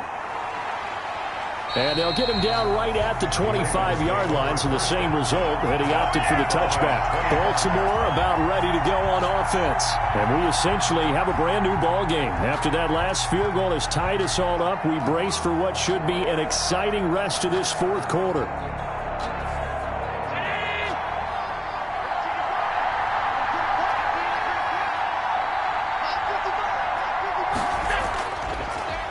Now he'll tuck it and run. Give him 4 yards there on the first down keeper. Well, at the end of all that hitting and hollering, it was a 4-yard run, so the offense is going to go back to huddle and feel pretty good about themselves. Defensively, you have to feel okay because you didn't let it turn into a bigger run, but the goal, shut it down for 2 yards or less. That's when you start to feel good about yourselves. Now an option play on second down. And down he goes, but he takes it up to the 40. 11 yards there, first down. Remember, don't let Josh Allen's size fool you. 6'5", 240, but he can move pretty well. It fooled everyone.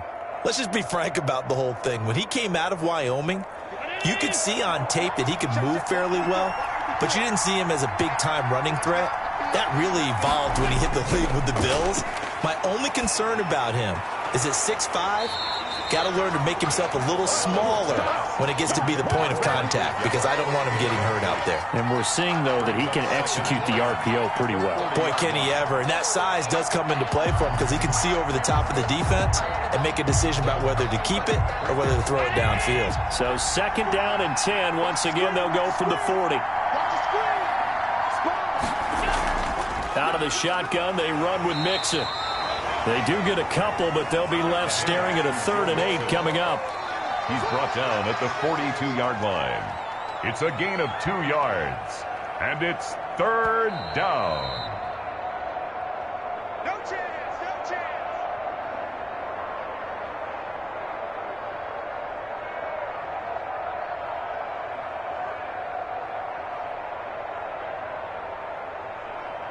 One of the bigger plays in the game thus far, and the crowd getting into it as we come up on a big 3rd down. So the shotgun snap to Allen. He can run for it, and he will.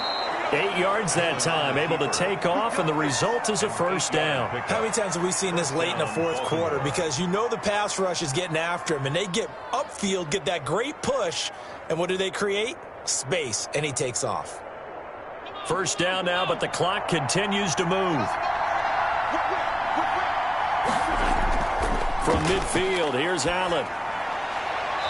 Looking right sideline, that's complete. And he is out of bounds inside the 35. That's good for a Raven first down, 15 yards there. That's a pretty throw right there. That ball's in the air a long time, but it's right on the money on the right sideline. A really good route. Moving the defenders towards the middle of the field before breaking to the sideline. What a completion there. Big-time arm strength. Very nice route. Jacobs with a carry on first down as he'll get about 3 there before he's taken down. The Titans going to use the first of their timeouts as they'll get it with just under 90 seconds remaining.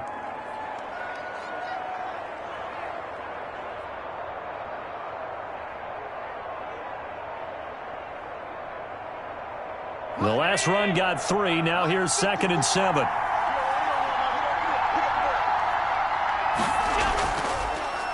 Allen fakes the give and keeps himself. And flags come in as he gets forward for about 3 yards. Now let's check on the call. Good work, dude. That's how we go, fellas. Keep playing.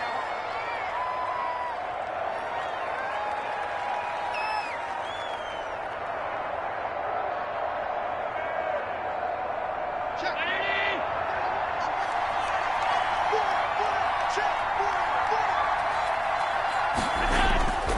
They'll stay on the ground with Jacobs. And a short gain there down to the 37-yard line. A minimal gain there on the 8th play of the drive. I like it. I like the call. Still an opportunity to run the football and chew up a little more time off the clock.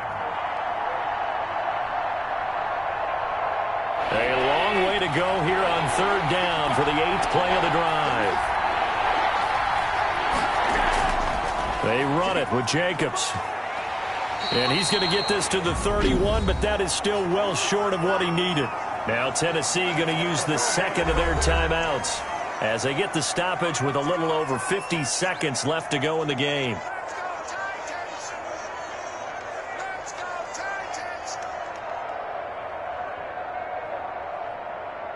So the field goal unit is on the field as this is a big spot right here. This to take the lead here in the final minute. And this will split the uprights. It's right down the middle. And the sideline celebrates as they have taken the lead in the final minute.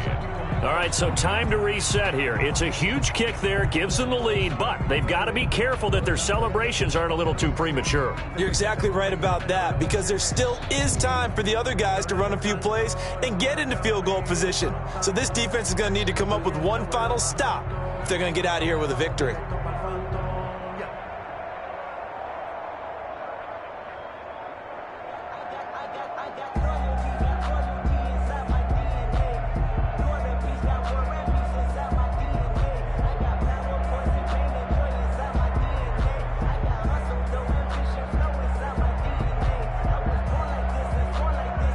Justin Tucker. Tucker now following the made field goal, set to kick it away.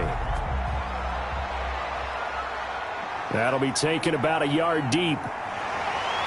And he'll be stopped right around where he would have been had he gone down to a knee, maybe a yard shy of there at the 24. So Matthew Stafford in the offense. Down by a field goal, 45 seconds remaining. How will this thing pan out? We'll watch as they come up on 1st down.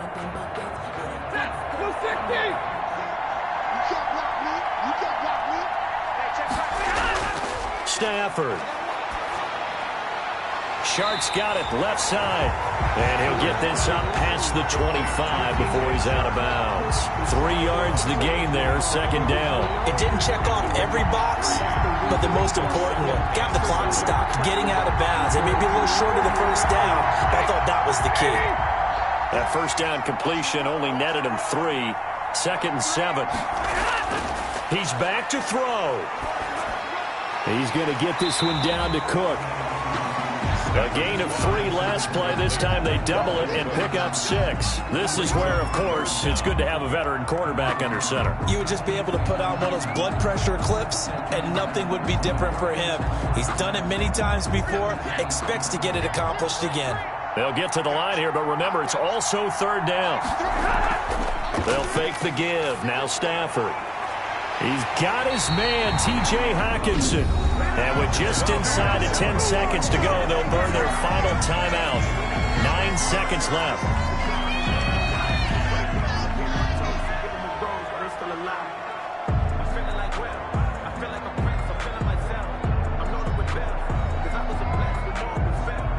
So here we go. Maybe the biggest kick of the game forthcoming. And we've got a timeout. 9 seconds remaining.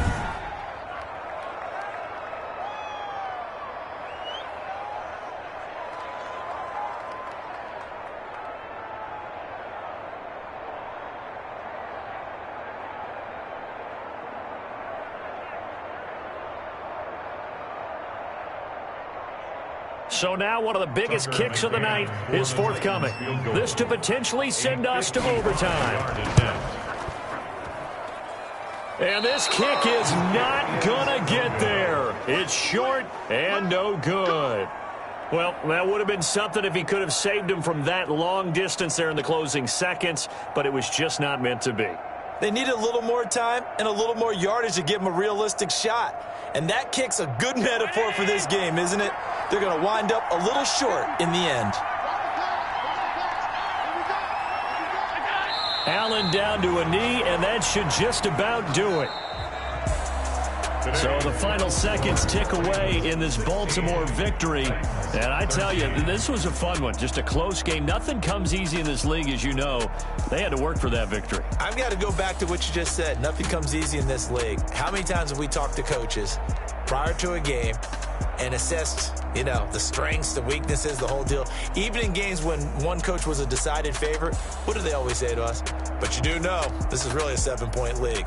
7 points either way usually decides a ball game. We had exactly that in this one. And not only that, but this is a gutsy road victory, one they can hang their hat on.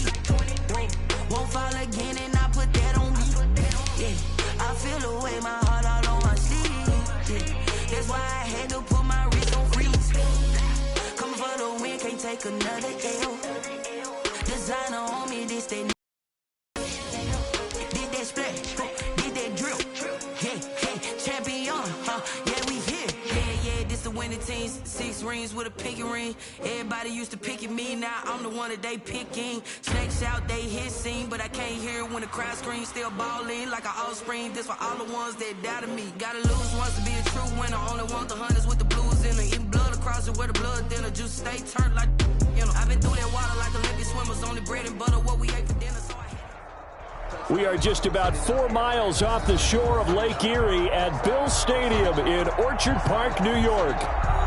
A few moments ago, to the delight of this Buffalo crowd, it was the Bills racing out of the tunnel as they get set to match up with the Tampa Bay Buccaneers. And a good return as he'll be stopped just shy of the 30-yard line. Buffalo set to get the football back here.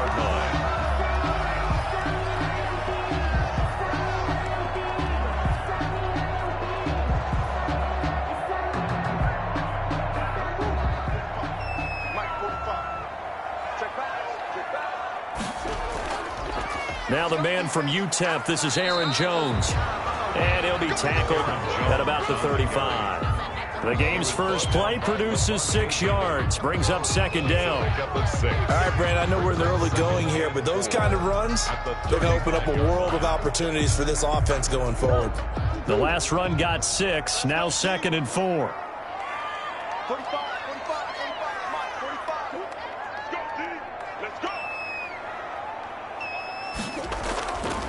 Shotgun now for Murray. And that's going to be incomplete. Nice play on the football, and while it was tipped in the air and made everyone a little bit anxious before falling to the ground, you just know defensive players are taught to knock the ball to the ground.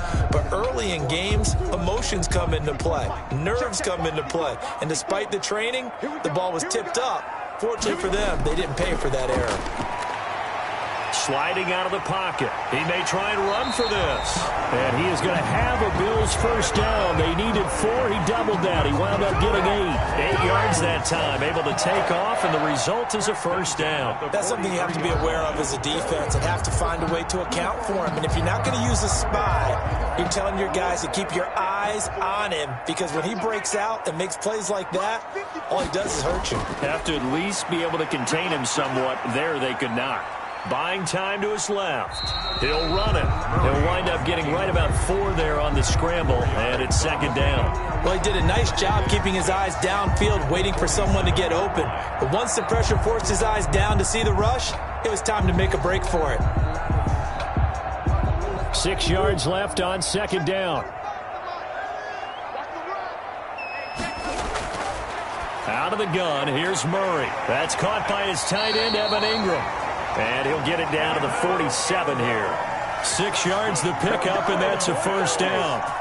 When the offense reads blitz, doesn't matter where it's coming from, tight ends know that they become a big part of the passing game because they should be an easy outlet when all those extra bodies are trying to get to the quarterback. A hot route, so to speak. Now a first down carry by Jones. And that play will go nowhere. Losing yardage back near midfield at the 49. That'll be a loss of 4 yards on the play. And that's going to make it 2nd and 14.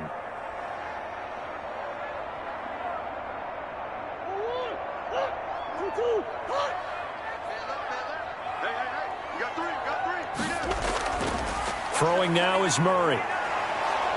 Pressure, and he's going to be taken down. They sack him back right around the 44. Big Vita Vea pushing his way through to wind up with a sack. You know, on these types of plays, we're always looking to assess blame. Okay, where did it break down? Sometimes it's just a great play. The 7th play now of this opening drive. This is 3rd and long, though. From the gun, Murray gets this to his running back, Aaron Jones. And he'll be brought down just shy of midfield at the 49-yard line. 5 yards, and that means they come up short as they're going to have to punt here on the opening drive.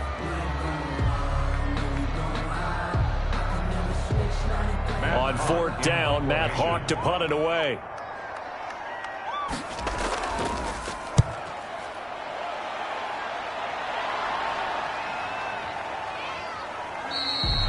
And this is going to hit the goal line and continue on into the end zone for a touchback. Now the Buccaneer offense gets set to take over.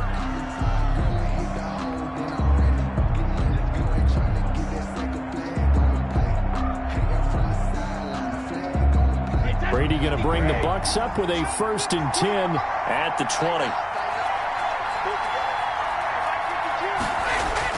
20. He'll throw from the gun. And there is Amari Cooper, his first catch. And all the way down to the 39. A big play that time for Tampa Bay. 41 yards. We know play callers can be very creative in this game today, but sometimes when they've got receivers with speed like this, they don't need to design incredibly complex calls.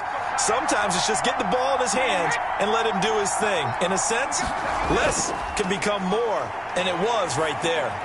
Well, that throw by Brady incomplete.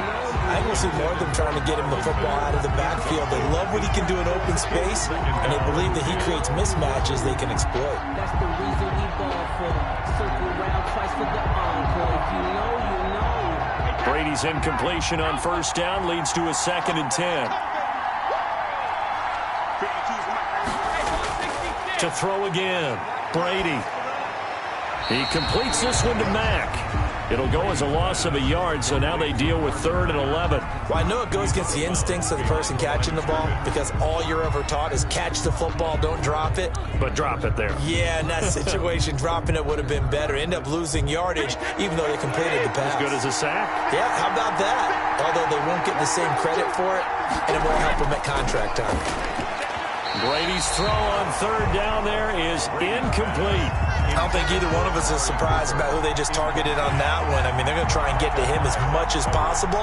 Off to a nice start, but unable to haul that one in. Yeah, already looked his way a couple of times on this opening drive. Can't connect there.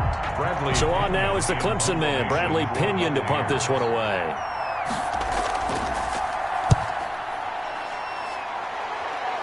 And they'll play keep away from the returner as this one will be marked out of bounds at the 13-yard line. Pretty good spot.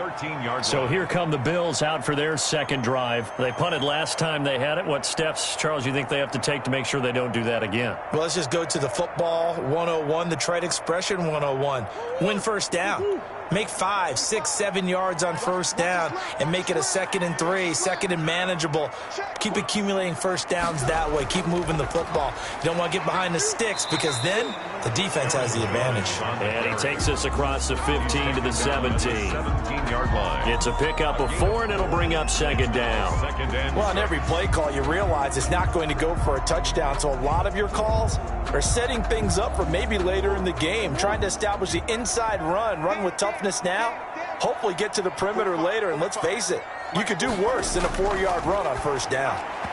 Throwing middle, but it's incomplete. Evan Ingram was the intended target, and it's 3rd down. A lot of times it's that first read that you have. Maybe you get it in pre-snap, and he locked in on his target, but he was covered quite well, and that one's incomplete. So after the 2nd down incompletion, they'll come up now against a 3rd and 6. Operating from the gun, Murray looking for Johnson, and it's intercepted. Picked off at the 30. And he is going to bring this back inside the 20 to the 18-yard line. At the 18-yard line. So after the INT, it's Brady. And he's going to be taken down here. A sack back at the 32. Off the edge, Jerry Hughes gets the sack. Well, so much for setting the tone of the drive offensively. Giving up a big sack that loses that kind of yardage, not a great start. So after the sack, a scenario you certainly don't work on too often. 2nd and 24. Another try after the first down sack. Brady, and now a fumble. Brady loses the football, and the Bills have recovered. 1st and 10, and kind of tipping their hand at running the ball. 3 tight ends are out there. They'll start the drive with a carry by Jones. Aaron Jones. And Ndamukong Suh makes the tackle. The tackle made at the 47-yard line. That's no score after 1 on EA Sports.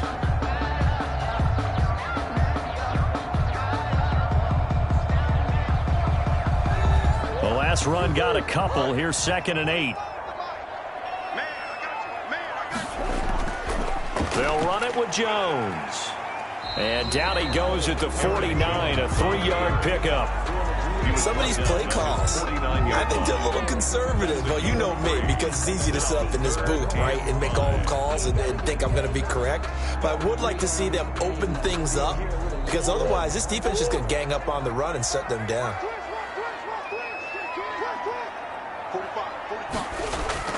From the gun on 3rd down, Murray. The left side completion to Jones. And a pretty nice tackle there, ranging up from his free safety spot as he'll stop him about a yard short. Always important as a defender on 3rd down to keep the play in front of you and make sure you don't give up enough space that they can make a move on you in the open field. Try as he might, he wasn't able to get to the first down marker. Excellent defense, good tackling. On is the punter, Hawk, as he gets this one away. And it's out of bounds. Now we'll see what the side judge says. He says out at the 8-yard line. The field position game, such an overlooked facet, Charles, of an NFL game, but this offense, they're going to be pinned back. What an ideal punt. An ideal punt, and it leads to that term complementary football, because them doing that puts their defense in a great spot, doesn't it? Gives them a chance. If they want to be aggressive, try and maybe get a safety out of this whole thing, it puts them in that position. They go over the middle, and it's complete to start the drive. And he'll get it up a little shy of the 15. They'll spot him down at the 14-yard line. A gain of 6 there on first. It's a game of matchups, and that's why you take your receivers and move them around a bunch, especially your best guys. And when they work out of the slot, you often hear the coaches talk about how great it is because it gives you a two-way go. You can break out or you can break in. That makes it hard to defend. And he'll be a couple yards shy of the 20 at the 18. 4 yards the pickup, first down. So many teams want to throw the ball in this situation nowadays, but I love watching a team that has enough confidence to go ahead and run the football. In that situation, that's almost a tendency breaker. So from inside the 20, here's 1st and 10 at the 18. Shotgun now for Brady. And his throw's going to be incomplete. Tyler Boyd, the intended receiver. And that'll bring up second down. I tell you, Brandon, this defense is playing with some confidence. Haven't allowed a point yet. Flying to the football. I'm telling you, there's almost 11 to the ball on every snap. Another nice job there to force an incompletion. Brady's incompletion on first down leads to a 2nd and 10. Throwing again. Brady. And the Bills are going to get him as he goes down. Well, that play was the very definition of fast, quick, and in a hurry. Suddenly, he was there. In a blink of an eye, that happened fast and a big sack. The sack backs him up 3rd and long. Tough challenge for Brady and the Bucs. From the gun, it's Brady. And he's got it past the 30 before he's hit and dropped. That was no 3rd and 2. That was 3rd and 16, but they get the conversion anyway. Buccaneer first down.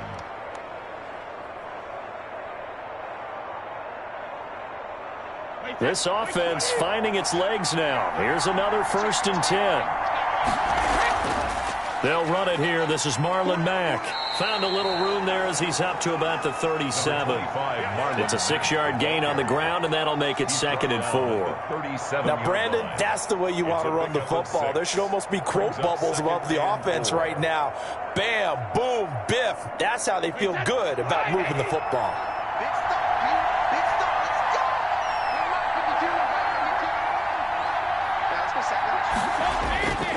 On 2nd down now, it's Carson. And tackled down after a gain of 3. Leaves him with 1 yard to go on 3rd down. That's some good tackling there to keep him short of that yellow line. Yeah, defensively, all I'm thinking is that on that play, get me to 3rd down. Get me into a position where I can make one more play and get my defense off the field. This will be play number 7 on the drive. 3rd and a yard. They run it with Carson. And he's taken down at the 43, but not before picking up the first. Give him 3 yards and a fresh set of downs. First down, Tampa Bay.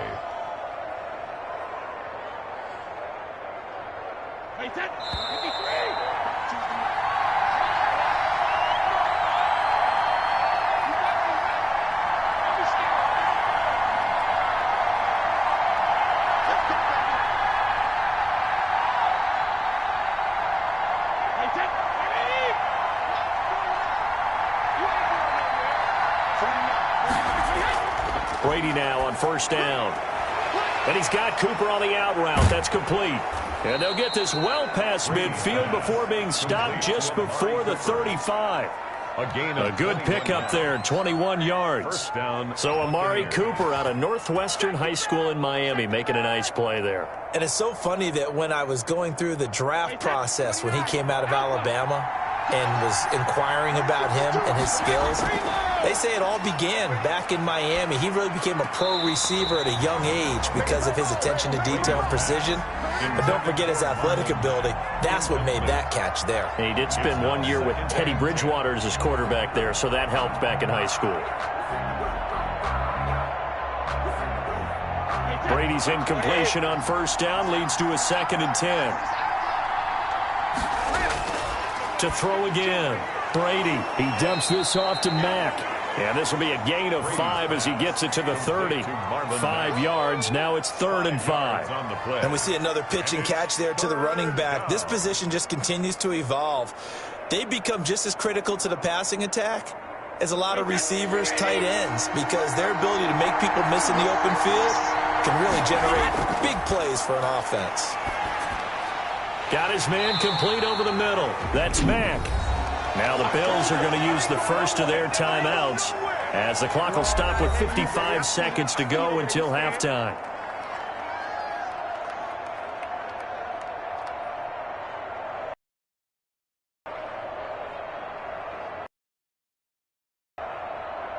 The offense here not budging. They're going to fight for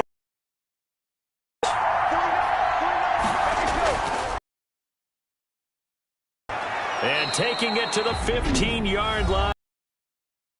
Now the Bucs going to use the first of their timeouts 50 seconds to go in the first half.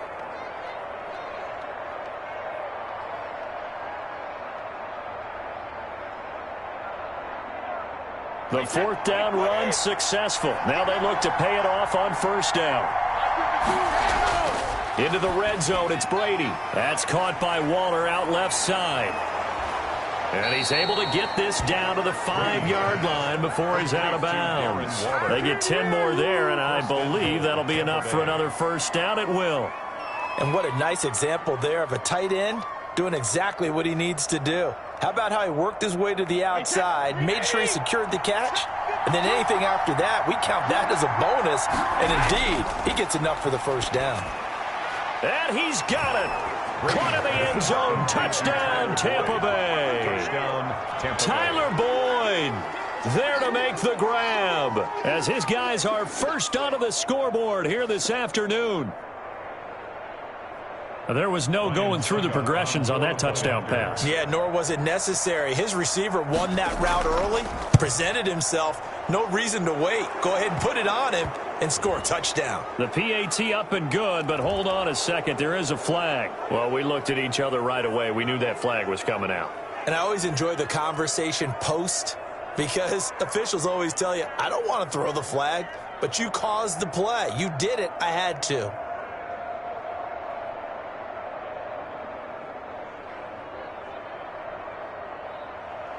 After the roughing penalty on the PAT, they'll kick off from 15 yards further upfield. And this will not be returnable. It's out of the back of the end zone for a touchback. The Bills going to take over again on offense. And you have to figure they won't just sit on the football here in the final minute. The way things have gone, they need to try to make something happen offensively. But maybe they should. Maybe they should sit on it here because of what you just said. They haven't made anything happen offensively. Getting ready to go into the half, give them a chance to take a deep breath, exhale a little bit, and start over. I don't know if this is the time to push it myself. Yeah, right now, under 100 yards of total offense. Johnson was the intended receiver, but it's going to be second down. From the snap, he certainly looked like he knew where he wanted to go with the ball, but surprise, that guy was covered. So that took his attention elsewhere to no avail. An incomplete pass leads to 2nd and 10 from the 25. Throwing again. Murray. Caught on the right side by Jones. And they get him down, but not before he takes it across the 40-yard line. Now the Bills will use the second of their timeouts as the clock will stop with 33 seconds to go in the first half.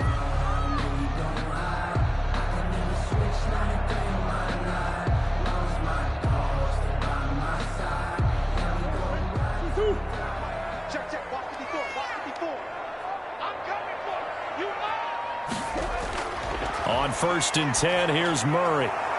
And the catch made. This is Emmanuel Sanders. And he's able to get this one out closer to midfield across the 45. 48-yard line. Well, that's what you're looking for when you want to throw the ball downfield. You want one of those guys who can play out on the perimeter, can play out wide, who can not only get open, but when they're covered, can uncover themselves downfield and create catches. Throwing again on 2nd down. Murray, he'll complete this to Ingram as tight end. And down he goes at the 49, a 3-yard pickup. The Bills are going to go ahead and use their final timeout as the clock will stop with 21 seconds to go here in the first half.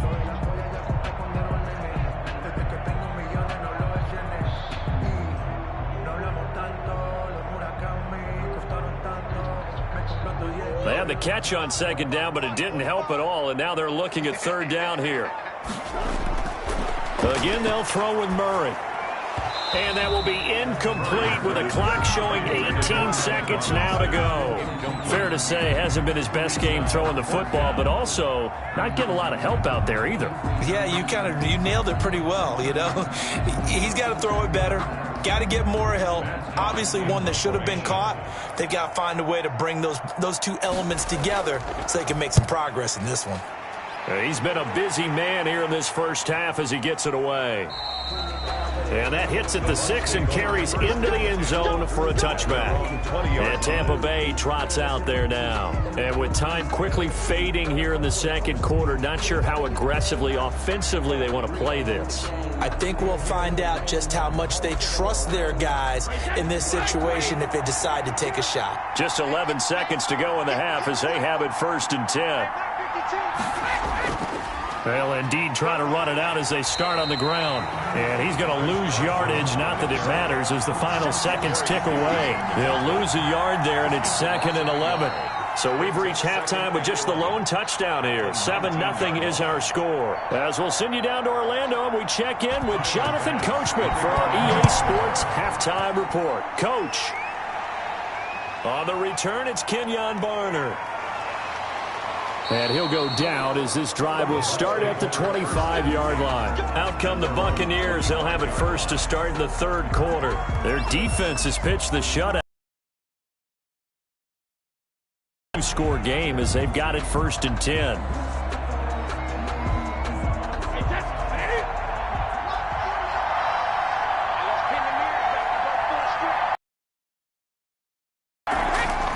They'll start out on the ground with Carson.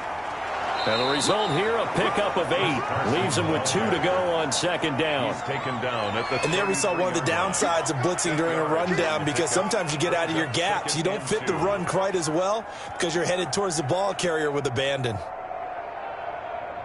Here's a 2nd and 2 now from the 33. They'll run it out of the gun with Mack. And he'll get this only up to about the 35. Only a yard on the pickup, so a good situation on 2nd and 2. It's now 3rd and 1. Well, they're hoping that the second half is better for him than the first half. They've got to find a way to get him going. He's a big part of their offense.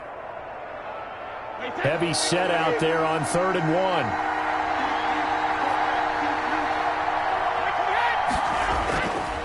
1. This is Carson. And he's got the first before he's brought down at the 39-yard line. They're able to convert with a gain of 4. I know the game's changed. A lot of people would say it's evolved. Look, I'm a little bit Neanderthal, okay? I love this. No exotic formations, no misdirection. Just line up and run the darn ball and pick up the first down. I love it. Yeah, 3rd and short, that's what you're supposed to do. Like you said, old school, smash mouth football. And he tries to keep the legs churning, but he's going to be stopped behind the line. Officially, it's a 1-yard loss. That's going to bring up 2nd and 11. And that's what this defense is going to need to do more in the second half. Good pressure that time, forces some indecision in the backfield. He's going to wind up being taken down for a nice loss.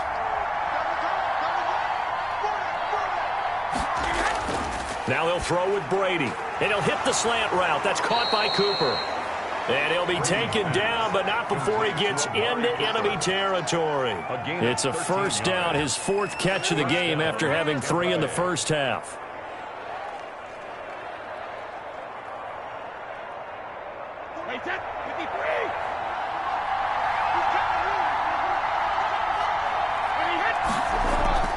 Now it's Carson. And they'll get him down here at about the 42. It's a 7-yard carry to set them up with a 2nd and 3. Well, no matter how they phrase it, staying on schedule, staying ahead of the sticks, whatever you want to call it, 7 yards on first down, that fits the bill. So they'll come up after the gain of 7 on a 2nd and 3. Out of the gun, here's a give to Mack. Just a yard on the pickup there, and it'll leave them with a 3rd and 3. I'd say they've got to find a way to get him going. He's such a big part of their offense. I wonder if they might throw it a little and come back to the run. Anything, because you're right. He's pretty much been completely neutralized. 7th play of the drive now as they come up on a 3rd and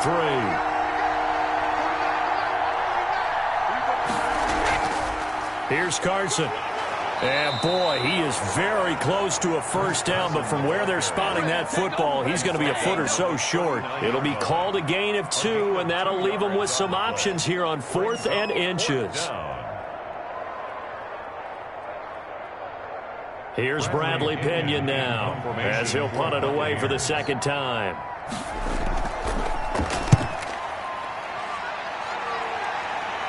This one will sail out of bounds. It'll depend on the spot here. The Bills take over. And the side judge says that went out at the 7-yard line. 7-yard line. And for an offense that is struggling, this is not where you want to start from. Great punt. Fantastic punt. And for all those who wonder, what do punters do during the course of practice each and every day? The best ones do what we just saw there. Work on positioning the football and helping their team. They'll try and get the running game going with Jones. And he's going to be taken down shy of the 10, right around the 9-yard line. Give him 3 on first down. It'll set up a 2nd and 7. At the 9-yard line.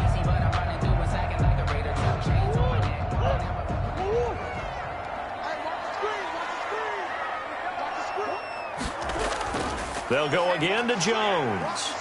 Despite some tough running, he's still wrangled down shy of the 15. And still about 3 yards shy of a first as the 4-yard pickup brings it to 3rd down. I have to think a major focus of the halftime meetings had to be figuring out how to create space for the running game to get operating. Well, what you pointed out to me at half seems accurate. That line has struggled to sustain blocks. Yeah, I would agree with that totally. They've got to focus on staying on their double teams at the first level, make sure that block's secure before they slide off and try and chip someone at the second level.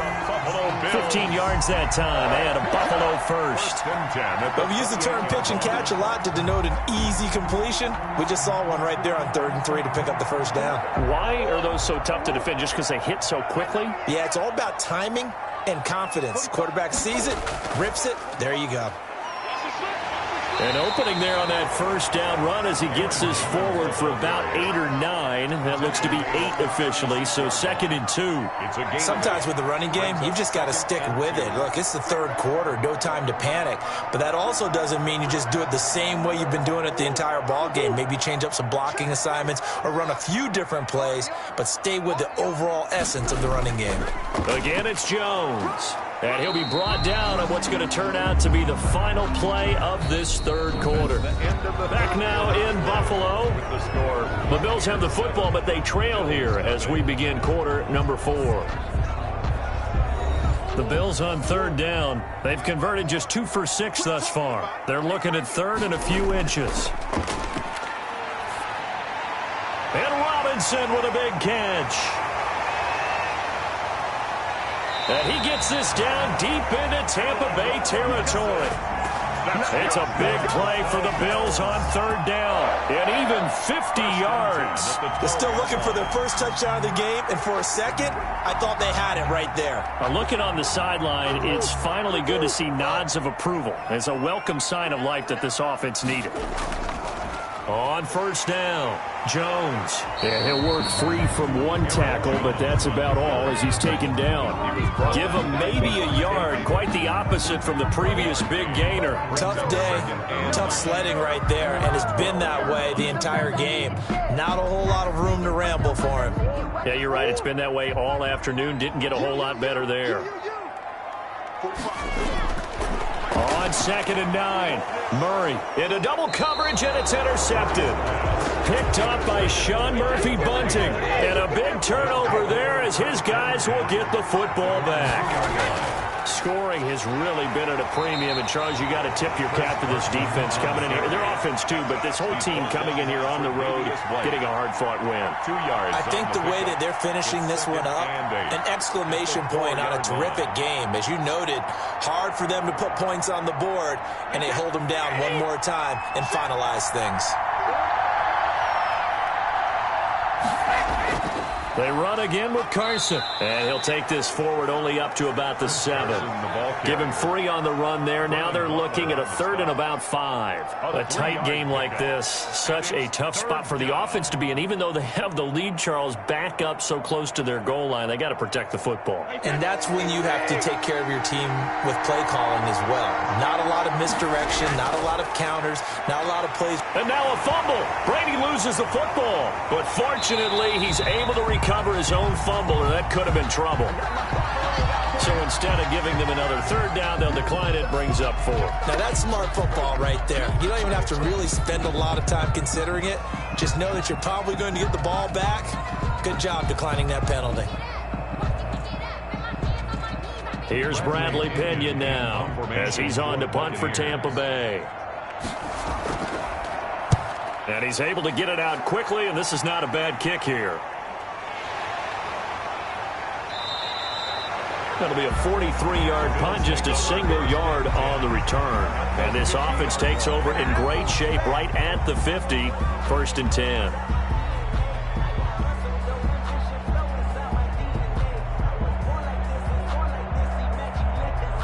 So good field position for the Bills as they come up 1st and 10 right at the 50-yard line. Here's Murray from midfield, rolling to his right. He's going to take off with it.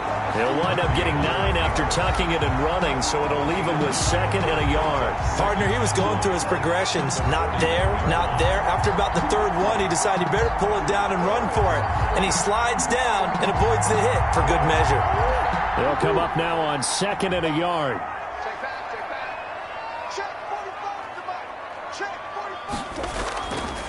Murray going to throw. He's going to find his running back. It's complete. And he's going to be taken down right at the line. No gain on that one, and it's going to bring up a 3rd down. When a linebacker's able to sit at the 2nd level and see things develop in front of him, as soon as he got a hint that the quarterback was checking it down, he just made a beeline directly for the receiver and ended up making the play.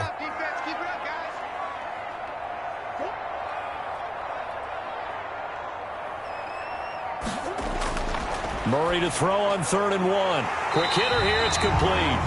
And he is going to have a Bills 1st down, and comfortably so, as he gets 5 there on 3rd and a yard. 2nd catch for him today, and it'll wind up a 1st down. 6-yard line.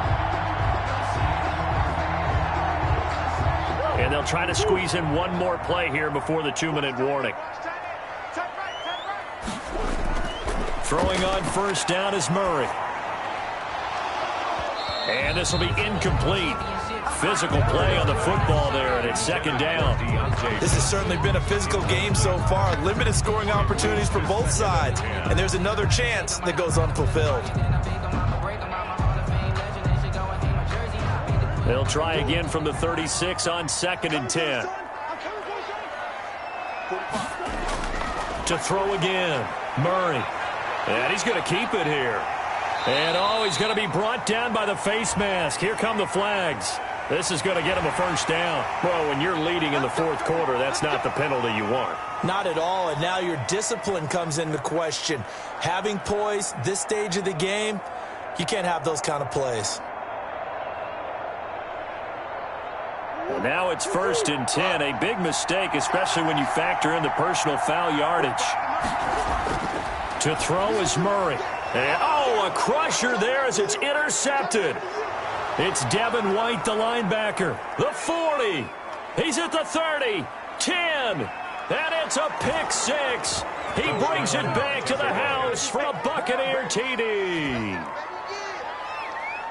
That's the story of the game. They've been suffocating all game long on defense. They were suffocating there again in a big way. And they've done it not just by out-athleting them, which is often the case, but by being able to adjust to anything they tried to throw at them and beating them to the punch each and every time.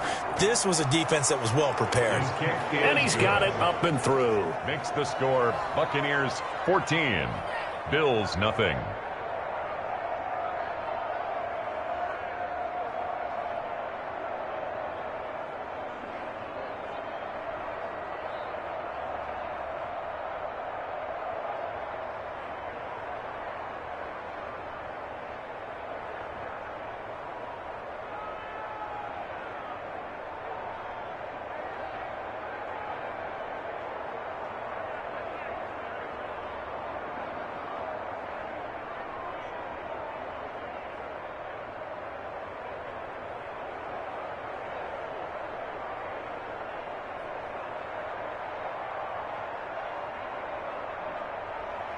So they throw the pick 6. They'll get another shot at it now as this one's in the air. Fielded a couple yards into the end zone. And ultimately cannot get this out to the 25-yard line as he's dropped it to 23. So the Bills now down by 2 touchdowns. And time, a huge factor. They've yet to score all game long, but now they need to do so twice in short order to have a shot.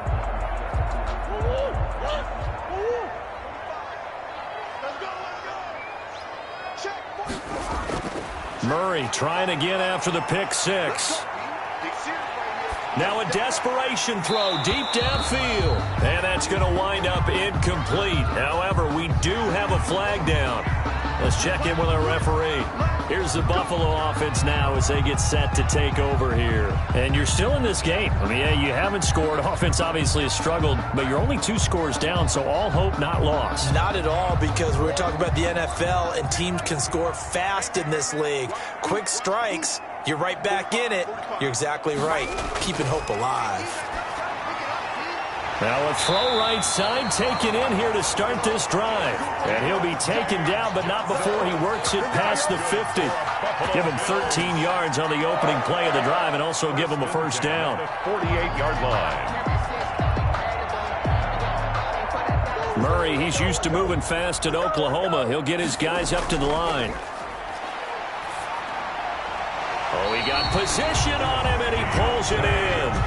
13 yards as they've got the connection working. His second catch in a row, first down. Clock management definitely critical here if they want to get back in this game. Absolutely agreed. They have to up the tempo in this case, down a couple of scores. Want to make sure they have a chance to win this ball game. Single, slot. Hey, you're on an island over there. You're on an island. First down, Murray finds his tight end Ingram. And they'll get him down after a pickup of 8, 2nd and 2. 8 more yards this time coming off back-to-back first down pickups. Nice rhythm throw there on first down. He located his tight end, made it a nice easy pitch and catch. Hoping he could break a tackle or two. Wasn't able to do that there, but still good yardage. Now the Bills will hustle to the line. To throw again on second down. Murray gets this to his running back, Aaron Jones. And he'll be brought down inside the 20 at the 19. Now the Bills are going to use the first of their timeouts as they'll stop him with a little over 30 ticks to go in the football game.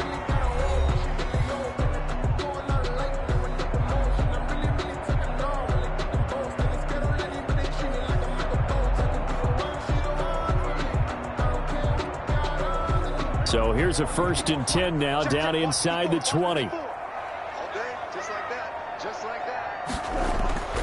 Throwing again, Murray. He'll drop this underneath for Jones. And able to break one tackle, but then quickly brought down. But a nice little gain.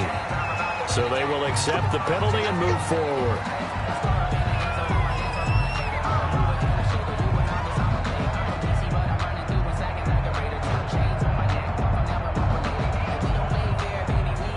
So a critical mistake, roughing the passer. Now it's 1st and goal. Murray to air it out again. To the goal line, but it's incomplete. Allen Robinson, the intended receiver. But it'll be 2nd and goal. I think he's got to be careful not to force anything into coverage right there. There weren't really any throwing lanes. But the best part for him, he's got 2nd and 3rd down to fall back on. They come up here with another shot from the 6-yard line, and it's 2nd and goal now. Now Murray again. And this is intercepted, and that should do it. Picked up by Sean Murphy-Bunting. And not much on the return there. He'll take it only up to the 9-yard line. 1st and 10 at their own 9-yard line. Here's a handoff to Carson to begin the drive. Showed some strong running, but quickly corralled just beyond the 10-yard line.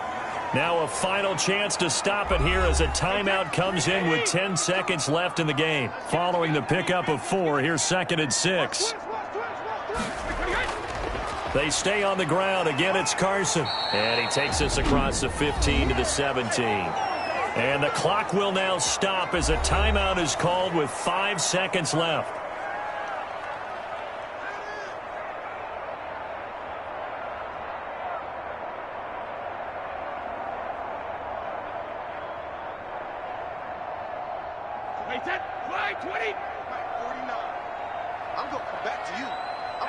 Brady will take a knee here, and that should just about do it. So time has run out on what will be a Tampa Bay victory, and they did it in shutout fashion. Impressive. Would it be too bland of a statement to say they didn't have the greatest day offensively? I mean, did enough, though. Did enough, but yeah, you're right. Most games, it wouldn't have been enough. So they've got to go into the locker room and applaud their defensive mates and say, guys, you really carried us today. We'll try and get you back next time. But as for today, you guys were nails out there.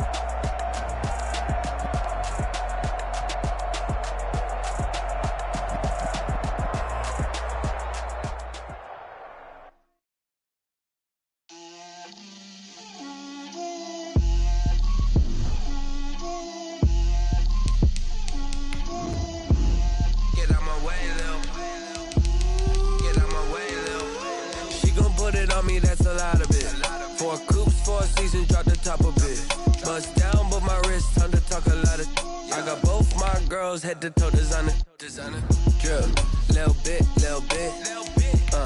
let me feel myself a little bit,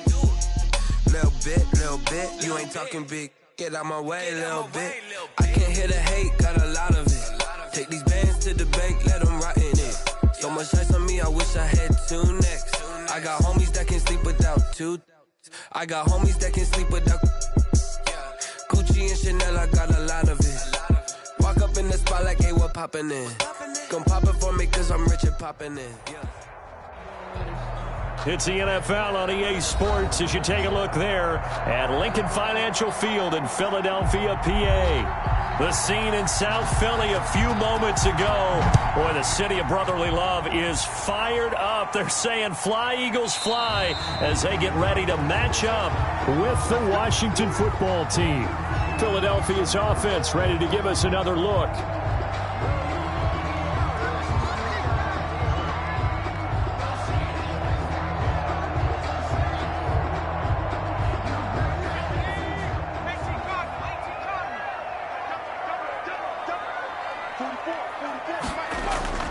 They'll fake the handoff. Now Herbert.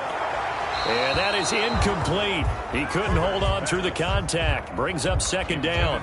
It's another zone defense. It looks like it's open for possibilities, but they did a nice job patrolling the middle of the field and forcing an incompletion.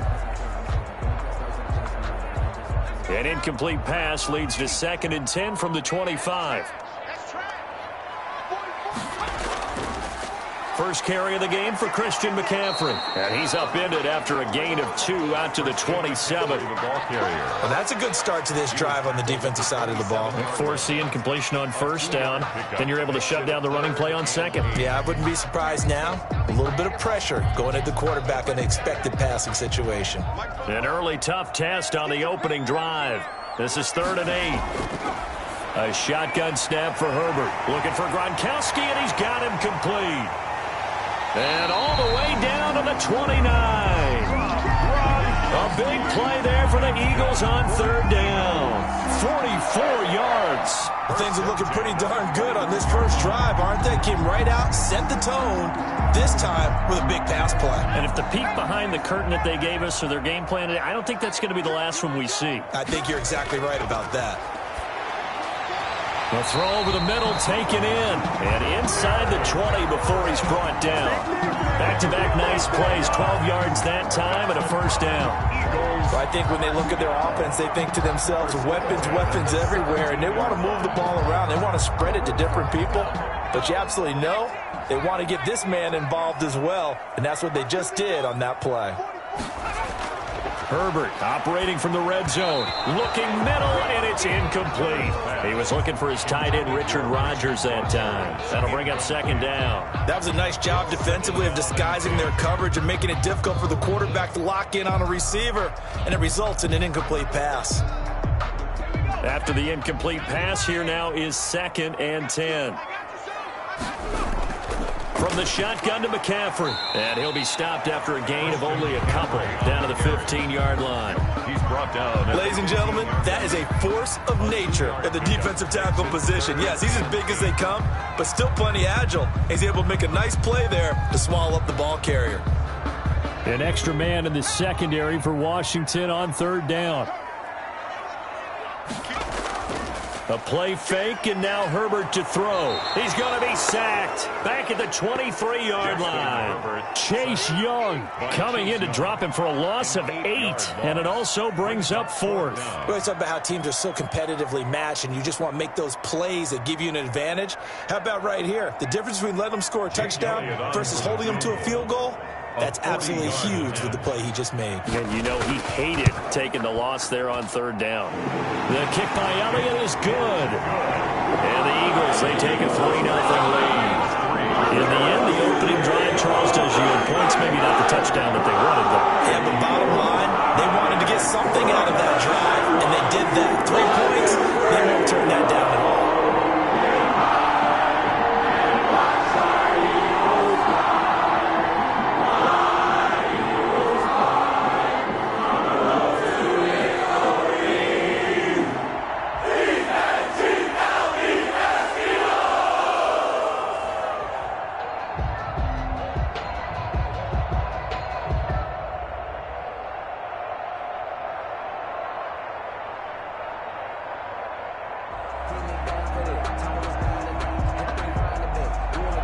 After the field goal, here's Elliott to kick it away.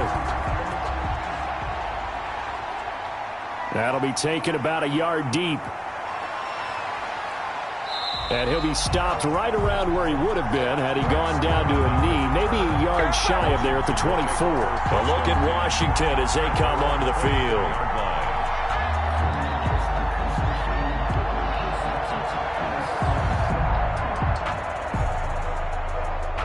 First and 10, and they've got 3 tight ends out there. A jumbo package look.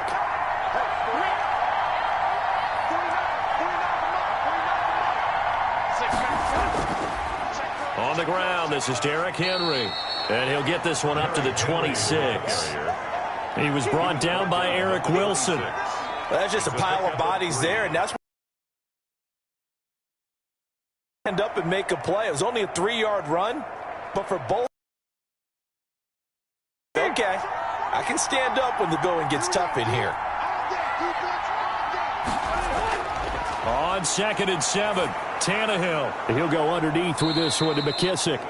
And they'll take him down at the 31-yard line. To J.D. McKissick. A 5-yard pickup on the play. And it's third down.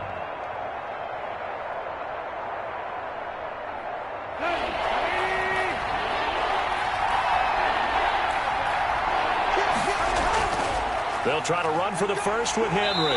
And he's going to be stopped short of a first down as they'll get to him at about the 33. 2 yards on the pickup there. It's fourth down. Now, that's a mountain of a man that just made that stop, isn't it? But he's more than that. This guy's nimble and quick. More than a space eater. He just made a great play there. So on fourth down, Washington going to call on Tress Way to punt it away. Back to return it, Christian McCaffrey. And he fields it cleanly. Call it an even 40-yard punt, 7-0 on the return. And the Eagles will have it, taking over first and 10.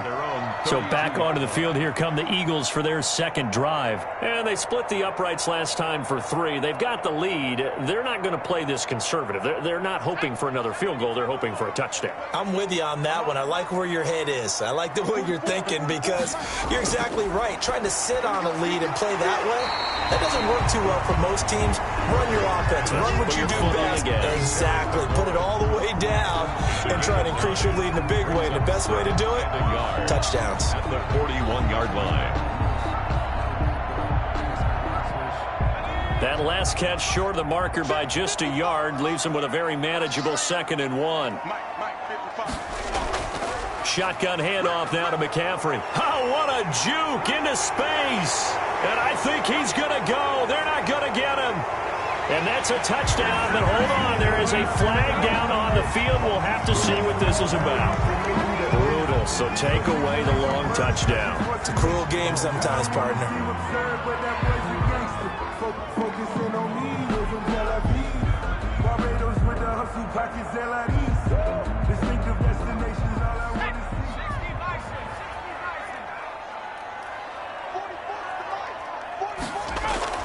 McCaffrey following the penalty. And they see right through that defensively as he'll be hit and taken down to the backfield.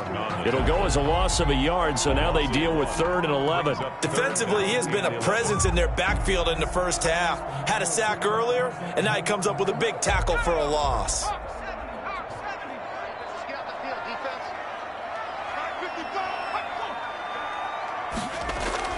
Going to throw on 3rd down with Herbert. That's complete to his receiver, McLaurin.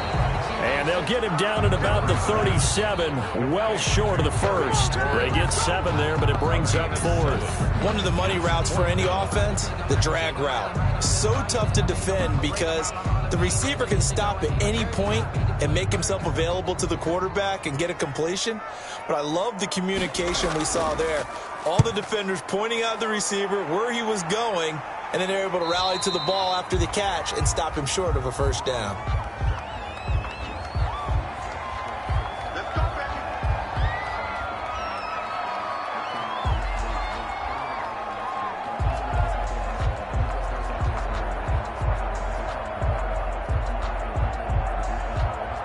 So the ball down to the 16 here for 1st and 10. Out of the gun, Tannehill. Eagle pressure, too much this time. Down he goes. A loss of 6 yards. It's 2nd down. That's the end of the first quarter. 3-0 after 1 on EA Sports. Nothing.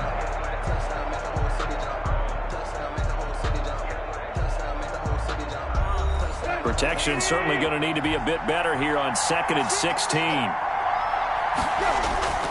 Another try after the first down sack. Tannehill. They'll get 9 there as that sets him up better for 3rd down. Let's not quibble about the gain there on 2nd down. That was a positive play because that was a take-what-you-can-get situation. Got out to the tight end. Now it gives them a much better opportunity to convert on 3rd down. The Eagles call on the extra defensive back here as they prepare for a stop on 3rd down. From the gun, here's Tannehill. And he's going to get this one across the 30-yard line. Complete. 13.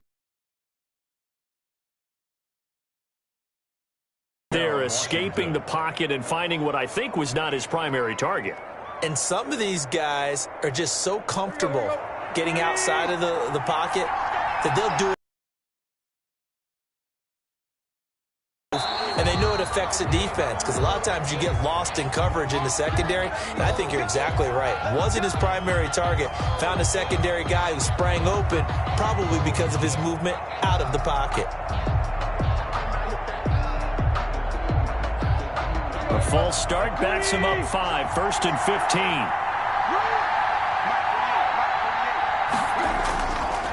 After the penalty, it's Henry. It's a 5-yard pickup, so essentially they get the penalty yardage back, and it's back to 2nd and 10. Frustrating for a defense, energizing for an offense. Finding a way to create that type of yardage in your running game, that'll make the guys carrying the ball very, very happy.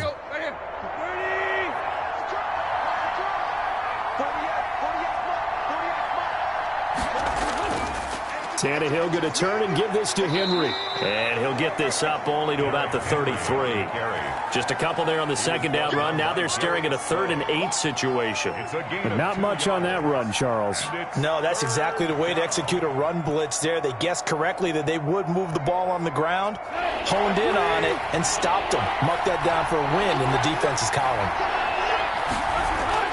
Throwing on 3rd down, Tannehill.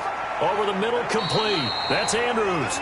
And he's got the first down yardage before he's brought down at the 42. And that gain of 9 buys them a new set of downs.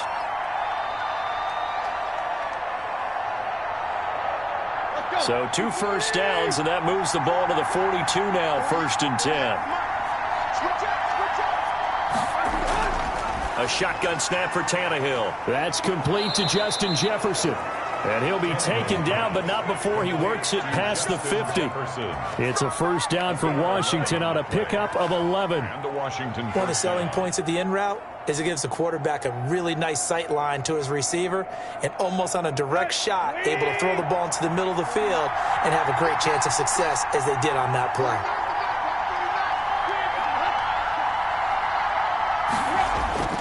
They go play action here on first down. And that's going to be incomplete. Too tough to hold on to that one. It's second down. And, partner, to me, that one was all about timing. If he's there too early, it's going to be a pass interference call. If he's too late, it's a completed pass. He was Johnny on the spot on that one. So after the incompletion on first, now second and 10. Tannehill throwing again. He completes this to Sutton. That'll leave them with a 3rd and 2 coming up. They got 8 yards there. It's a gain of 8, and it brings up 3rd down.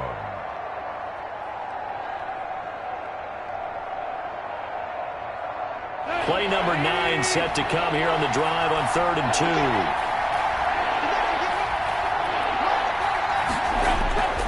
2. Derrick Henry. And he's able to get the first before he's taken down at the 36. He was 3 yards there, good enough to keep the drive moving. I think they like this drive a little bit better there, partner. Running game helping out, picking up some of the slack. Because remember, the last drive, they went 3 and out. So from the 36 now, 1st and 10.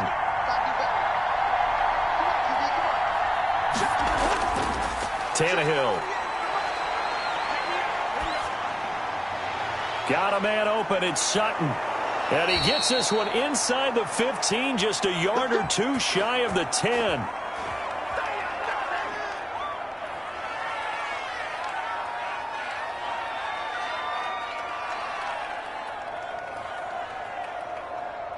Now a 1st and 10 at the 11.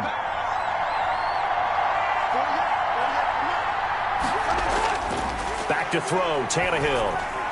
Toward the end zone, but that's going to wind up incomplete. Kenny Golladay is intended receiver, and that'll bring up second down.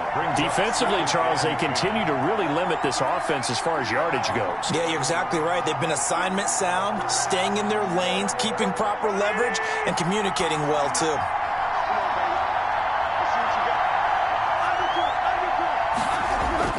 Second and 10, Tannehill once more. That's complete, right around the 8.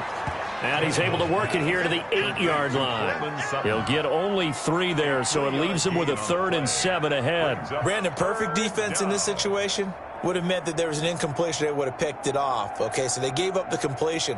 But I really enjoyed watching how the defense stayed in sync, stayed in great communication, and as he dragged across... A pass for Sutton is intercepted. Picked off down near the 5. And to the 12. That's where it stops. The return is halted at the 12-yard line. They take over 1st and 10 at their own 12-yard line.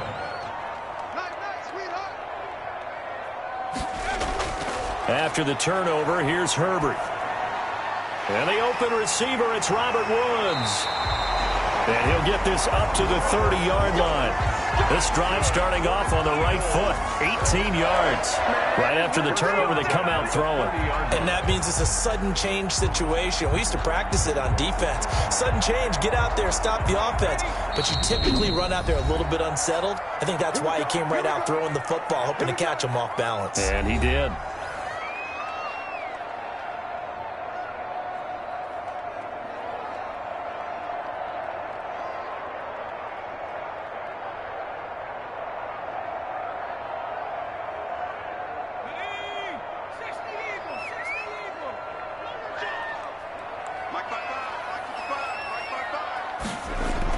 Herbert setting up to throw on 1st down. And an incomplete pass.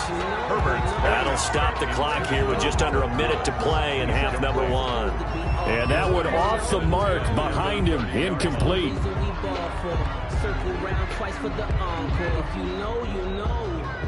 Ball on the 30 as they come up 2nd and 10.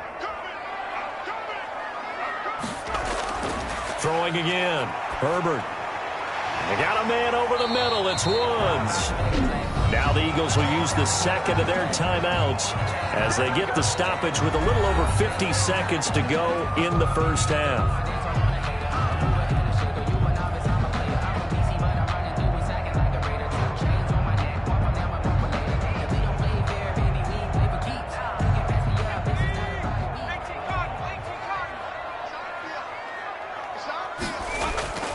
On 1st and 10, Herbert. He'll get this to McCaffrey out of the backfield. And they'll get to him after a gain of 7 to the 47. Just about every quarterback is trained to really look downfield first before you come back and make a nice, safe throw. And in this case, that's exactly what he did. Found his running back, let him create some space, and it turned out to be a nice play for the offense. Able to get 7 on that first down pass play. 2nd and 3. This one complete to Jerry Jeudy. And they're going to have another first down here as the tackle's made at Washington's 9-yard line. 25-yard line. Now a timeout signaled for, and they'll get it with 10 seconds to go before halftime.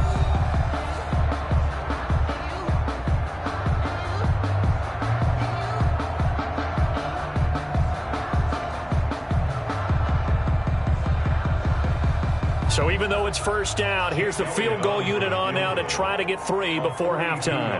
Made his first, this now from 42 yards out. The kick by Elliott is good. And they're able to double their lead just before half. It's 6-0. So McCaffrey there with a pretty good first half. And I love the way that they put a chokehold on the clock and pretty much drained everything before they put the field goal on the board as they headed into the half.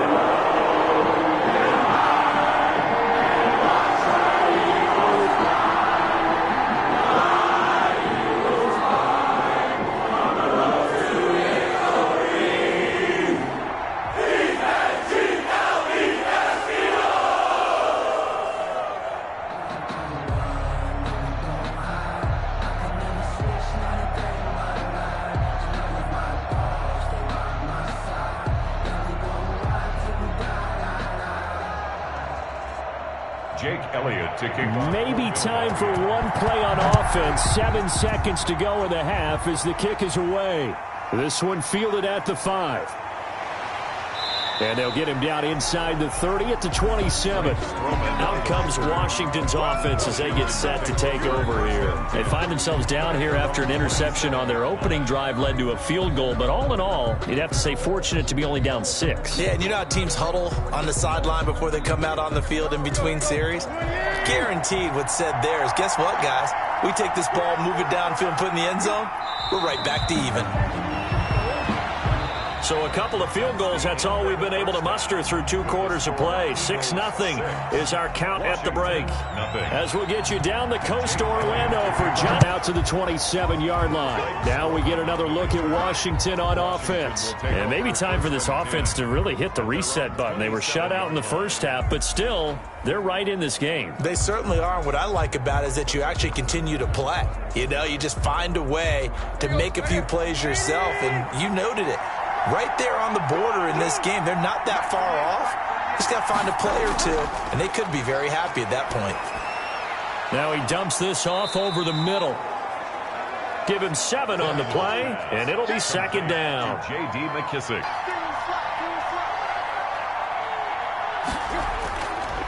Here's Tannehill. And a quick throw here, that's complete. And they'll get it up just short of the 45. But didn't overthink it. Understands the catch radius, understands that he knows how to use his body to keep defenders away from the ball, and puts it right out there for the nice pickup. A first down carry for Henry. And he stopped immediately there.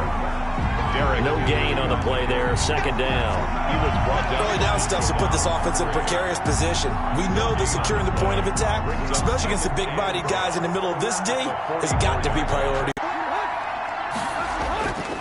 Again, it's Henry. And he takes this one down almost all the way to the 30. That one covers 24 yards. It's a first down. Sometimes it's hard to believe, but there are times this game is about patience, isn't it? Has had the game he expected, but that run there, that may get him going. I was just going to say, maybe that gives him a little juice, because you're right, he struggled, especially in that first half. Yeah, and I know the great ones always think to themselves, just hang in there. I'm just one big carry away from busting this open. That's a good start for him. Derek, 5 yards on the carry. Good pickup on first down. That's a really good gain right there. They pick up 5 yards halfway to a first down. The only problem now in the huddle, everyone's going to want to touch the football. Be a lot of chattering now because they've seen that they can move the line of scrimmage. After the pickup of 5, here's 2nd and 5.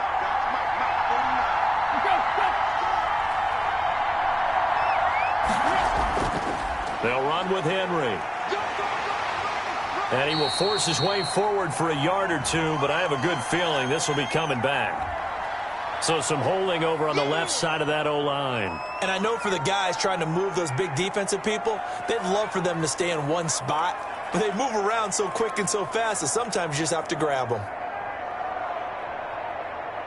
They'll come up now on a 2nd and long after the hold. They'll try the air now with Tannehill. And his throw is incomplete. Kenny Galladay, the intended receiver. And it's 3rd down. Had an open man that time. They ended up putting a little too much heat on it, don't you think, partner? Absolutely. Just needed a touch more air under it. Instead, he fired an absolute bullet. An incomplete pass on that last play, and that means they'll need to come up with something here on 3rd down. To throw is Tannehill. Got his man complete over the middle. That's Andrews. Well, this is going to depend on the spot, but it's not a very generous one. He looks to be about a yard or so short. Well, don't tell any defensive coordinator I've played for, but that might be considered a win for both teams because defensively they stopped them short and forced the 4th down. But offensively, they picked up enough yards to give their kicker a better shot if that's what they want to do. They snap it to Tannehill. Got an open man finding Jefferson. And he picks up the first down yardage as he takes this one down to the 15. Just his 2nd catch of the game so far. This one moves the chains.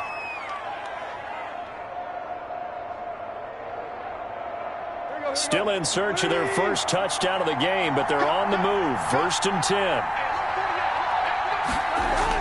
From the red zone now, Tannehill. This will be caught just inside the 10. And he's able to work it here to the 8-yard line. 7 yards, the pickup on the pitch and catch. 2nd and 3 at the 8-yard line.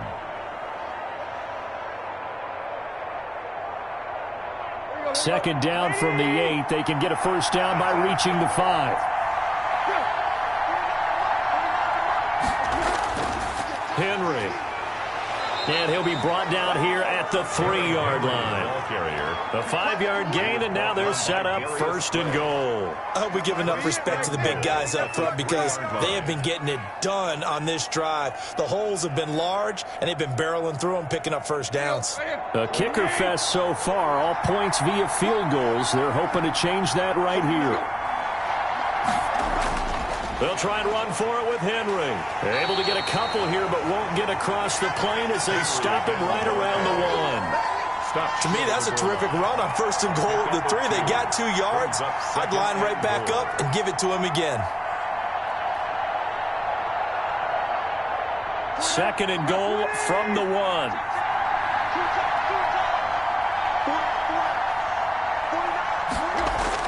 Trying to punch it in with Henry. And he'll take this into the end zone. Touchdown, Washington.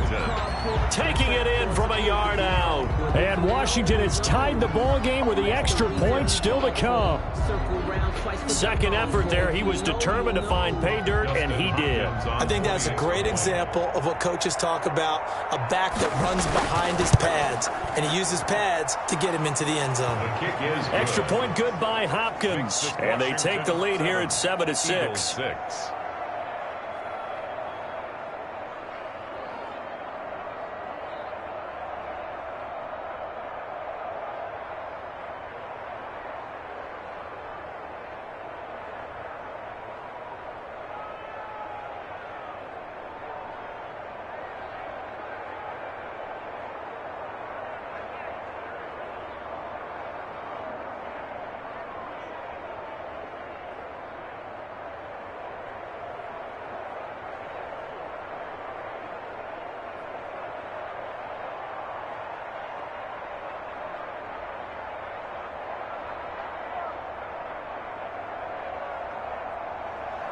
The kickoff team on the field now as they will send this one away.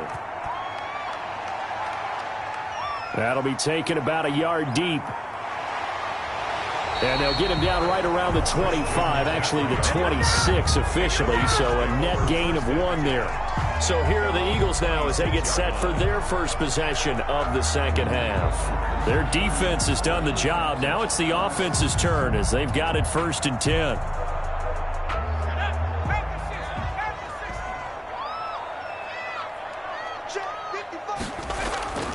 They'll try to get the running game going with McCaffrey. Only a couple there as he'll be brought down about the 28. On the carry. He was brought down at the 28-yard line. A gain of 2. Brings up 2nd and 8. That's the end. And that is going to do it for this third quarter of action. We'll return with more after this. You're watching the NFL on EA Sports.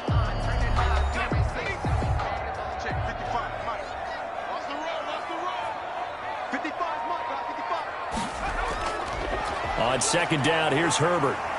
And the Washington pressure gets to him. He will go down. Jonathan Allen breaking through to get him to the ground. It's a loss of 7. And you hate to say it with a rookie quarterback. He's done some good things, but overall, looked a little bit overwhelmed back there, hasn't he? He certainly has. But in his defense, he hasn't had a lot of time to throw the football. You like the way I said that? In his defense? In his defense. I got it. You see what I did there? Yeah. He needs better protection, that's for sure. That's to McCaffrey, complete. And he's taken down, but able to slip across the 35. Boy, a nice play there as they wind up converting on 3rd and 15. And I know you can't really see it, but that play spells frustration with a capital F for the guys on defense. They covered everyone else, end up going to the running back out of the backfield, and he picks up a back-breaking 1st down. On 1st down, Justin Herbert. He hits Gronkowski on the out route. And he'll be taken down, but not before he gets into enemy territory. A good gain again. That's now 31 yards combined on those last 2 plays. 1st and 10 at the 48-yard line. In Washington territory now. Here's 1st and 10 at the 48-yard line. Here's Herbert. They'll set up the screen to McCaffrey. And they'll get him down as he's inside the 40. 10 more there and another 1st down. And here we are in the 4th quarter, partner, and watch them drive for what would be a go-ahead touchdown. And you and I both know this is where you need a quarterback who can keep his cool back there. Not just for himself, but to keep the rest of the team relaxed too. On 1st down, it's Herbert. He's going to drop this down to McCaffrey. And he's got this down almost to the 20 before he's dropped. He's been a one-man wrecking crew these last couple of plays. This time 18 more and a 1st down. Brandon, a lot of times you'll see running backs rotate in and out of the game, whether it's completed pass, a good run, it doesn't matter. Here, not only does he stay in, but they go right back to him, and he makes another nice play. Back-to-back catches.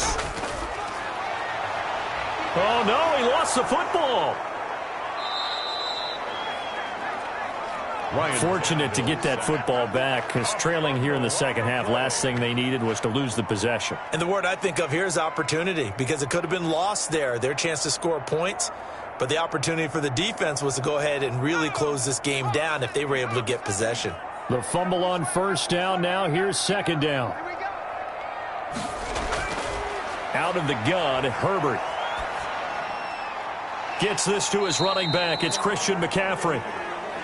It's a gain of 5 on the play, and they'll be facing a 3rd and 12. One thing I think that's safe to say defensively, the tackling's been really good.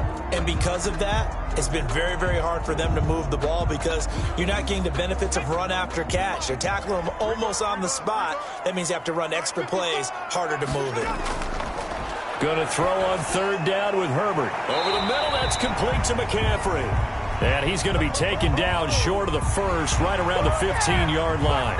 So give him the yardage on the pass and half the distance to the goal line. Because they're inside the 30, so now you don't march off the full 15, right? You have half the distance to the goal.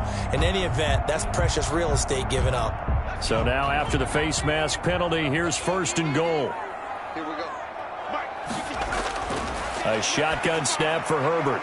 And this is caught. Touchdown, Philadelphia. Rob Gronkowski there to make the grab. And once again, the Eagles are back out in front. Those are the types of plays in these moments they were hoping for from this young rookie, able to put him up here in the fourth quarter. How about the kid? You just mentioned it, the fourth quarter. This is when you have to make those winning plays. That's what he just did. Doesn't ensure anything, but he certainly gave his team a heck of a chance, didn't he? So they go with a pass there on the two-point try and able to convert it, Charles. And a good job by the offense figuring out their two-point play and using it well. It's interesting how people are using the strategy nowadays, though, isn't it? It really is, and I don't know how much that particular play factored in, but with the PAT moving back in 15-16, that kind of changed things, didn't it? It's really a part of everyone's strategy now. When I talk with coaches and when we sit with them, they always talk about they actually have two-point periods in practice now, something they never really did before.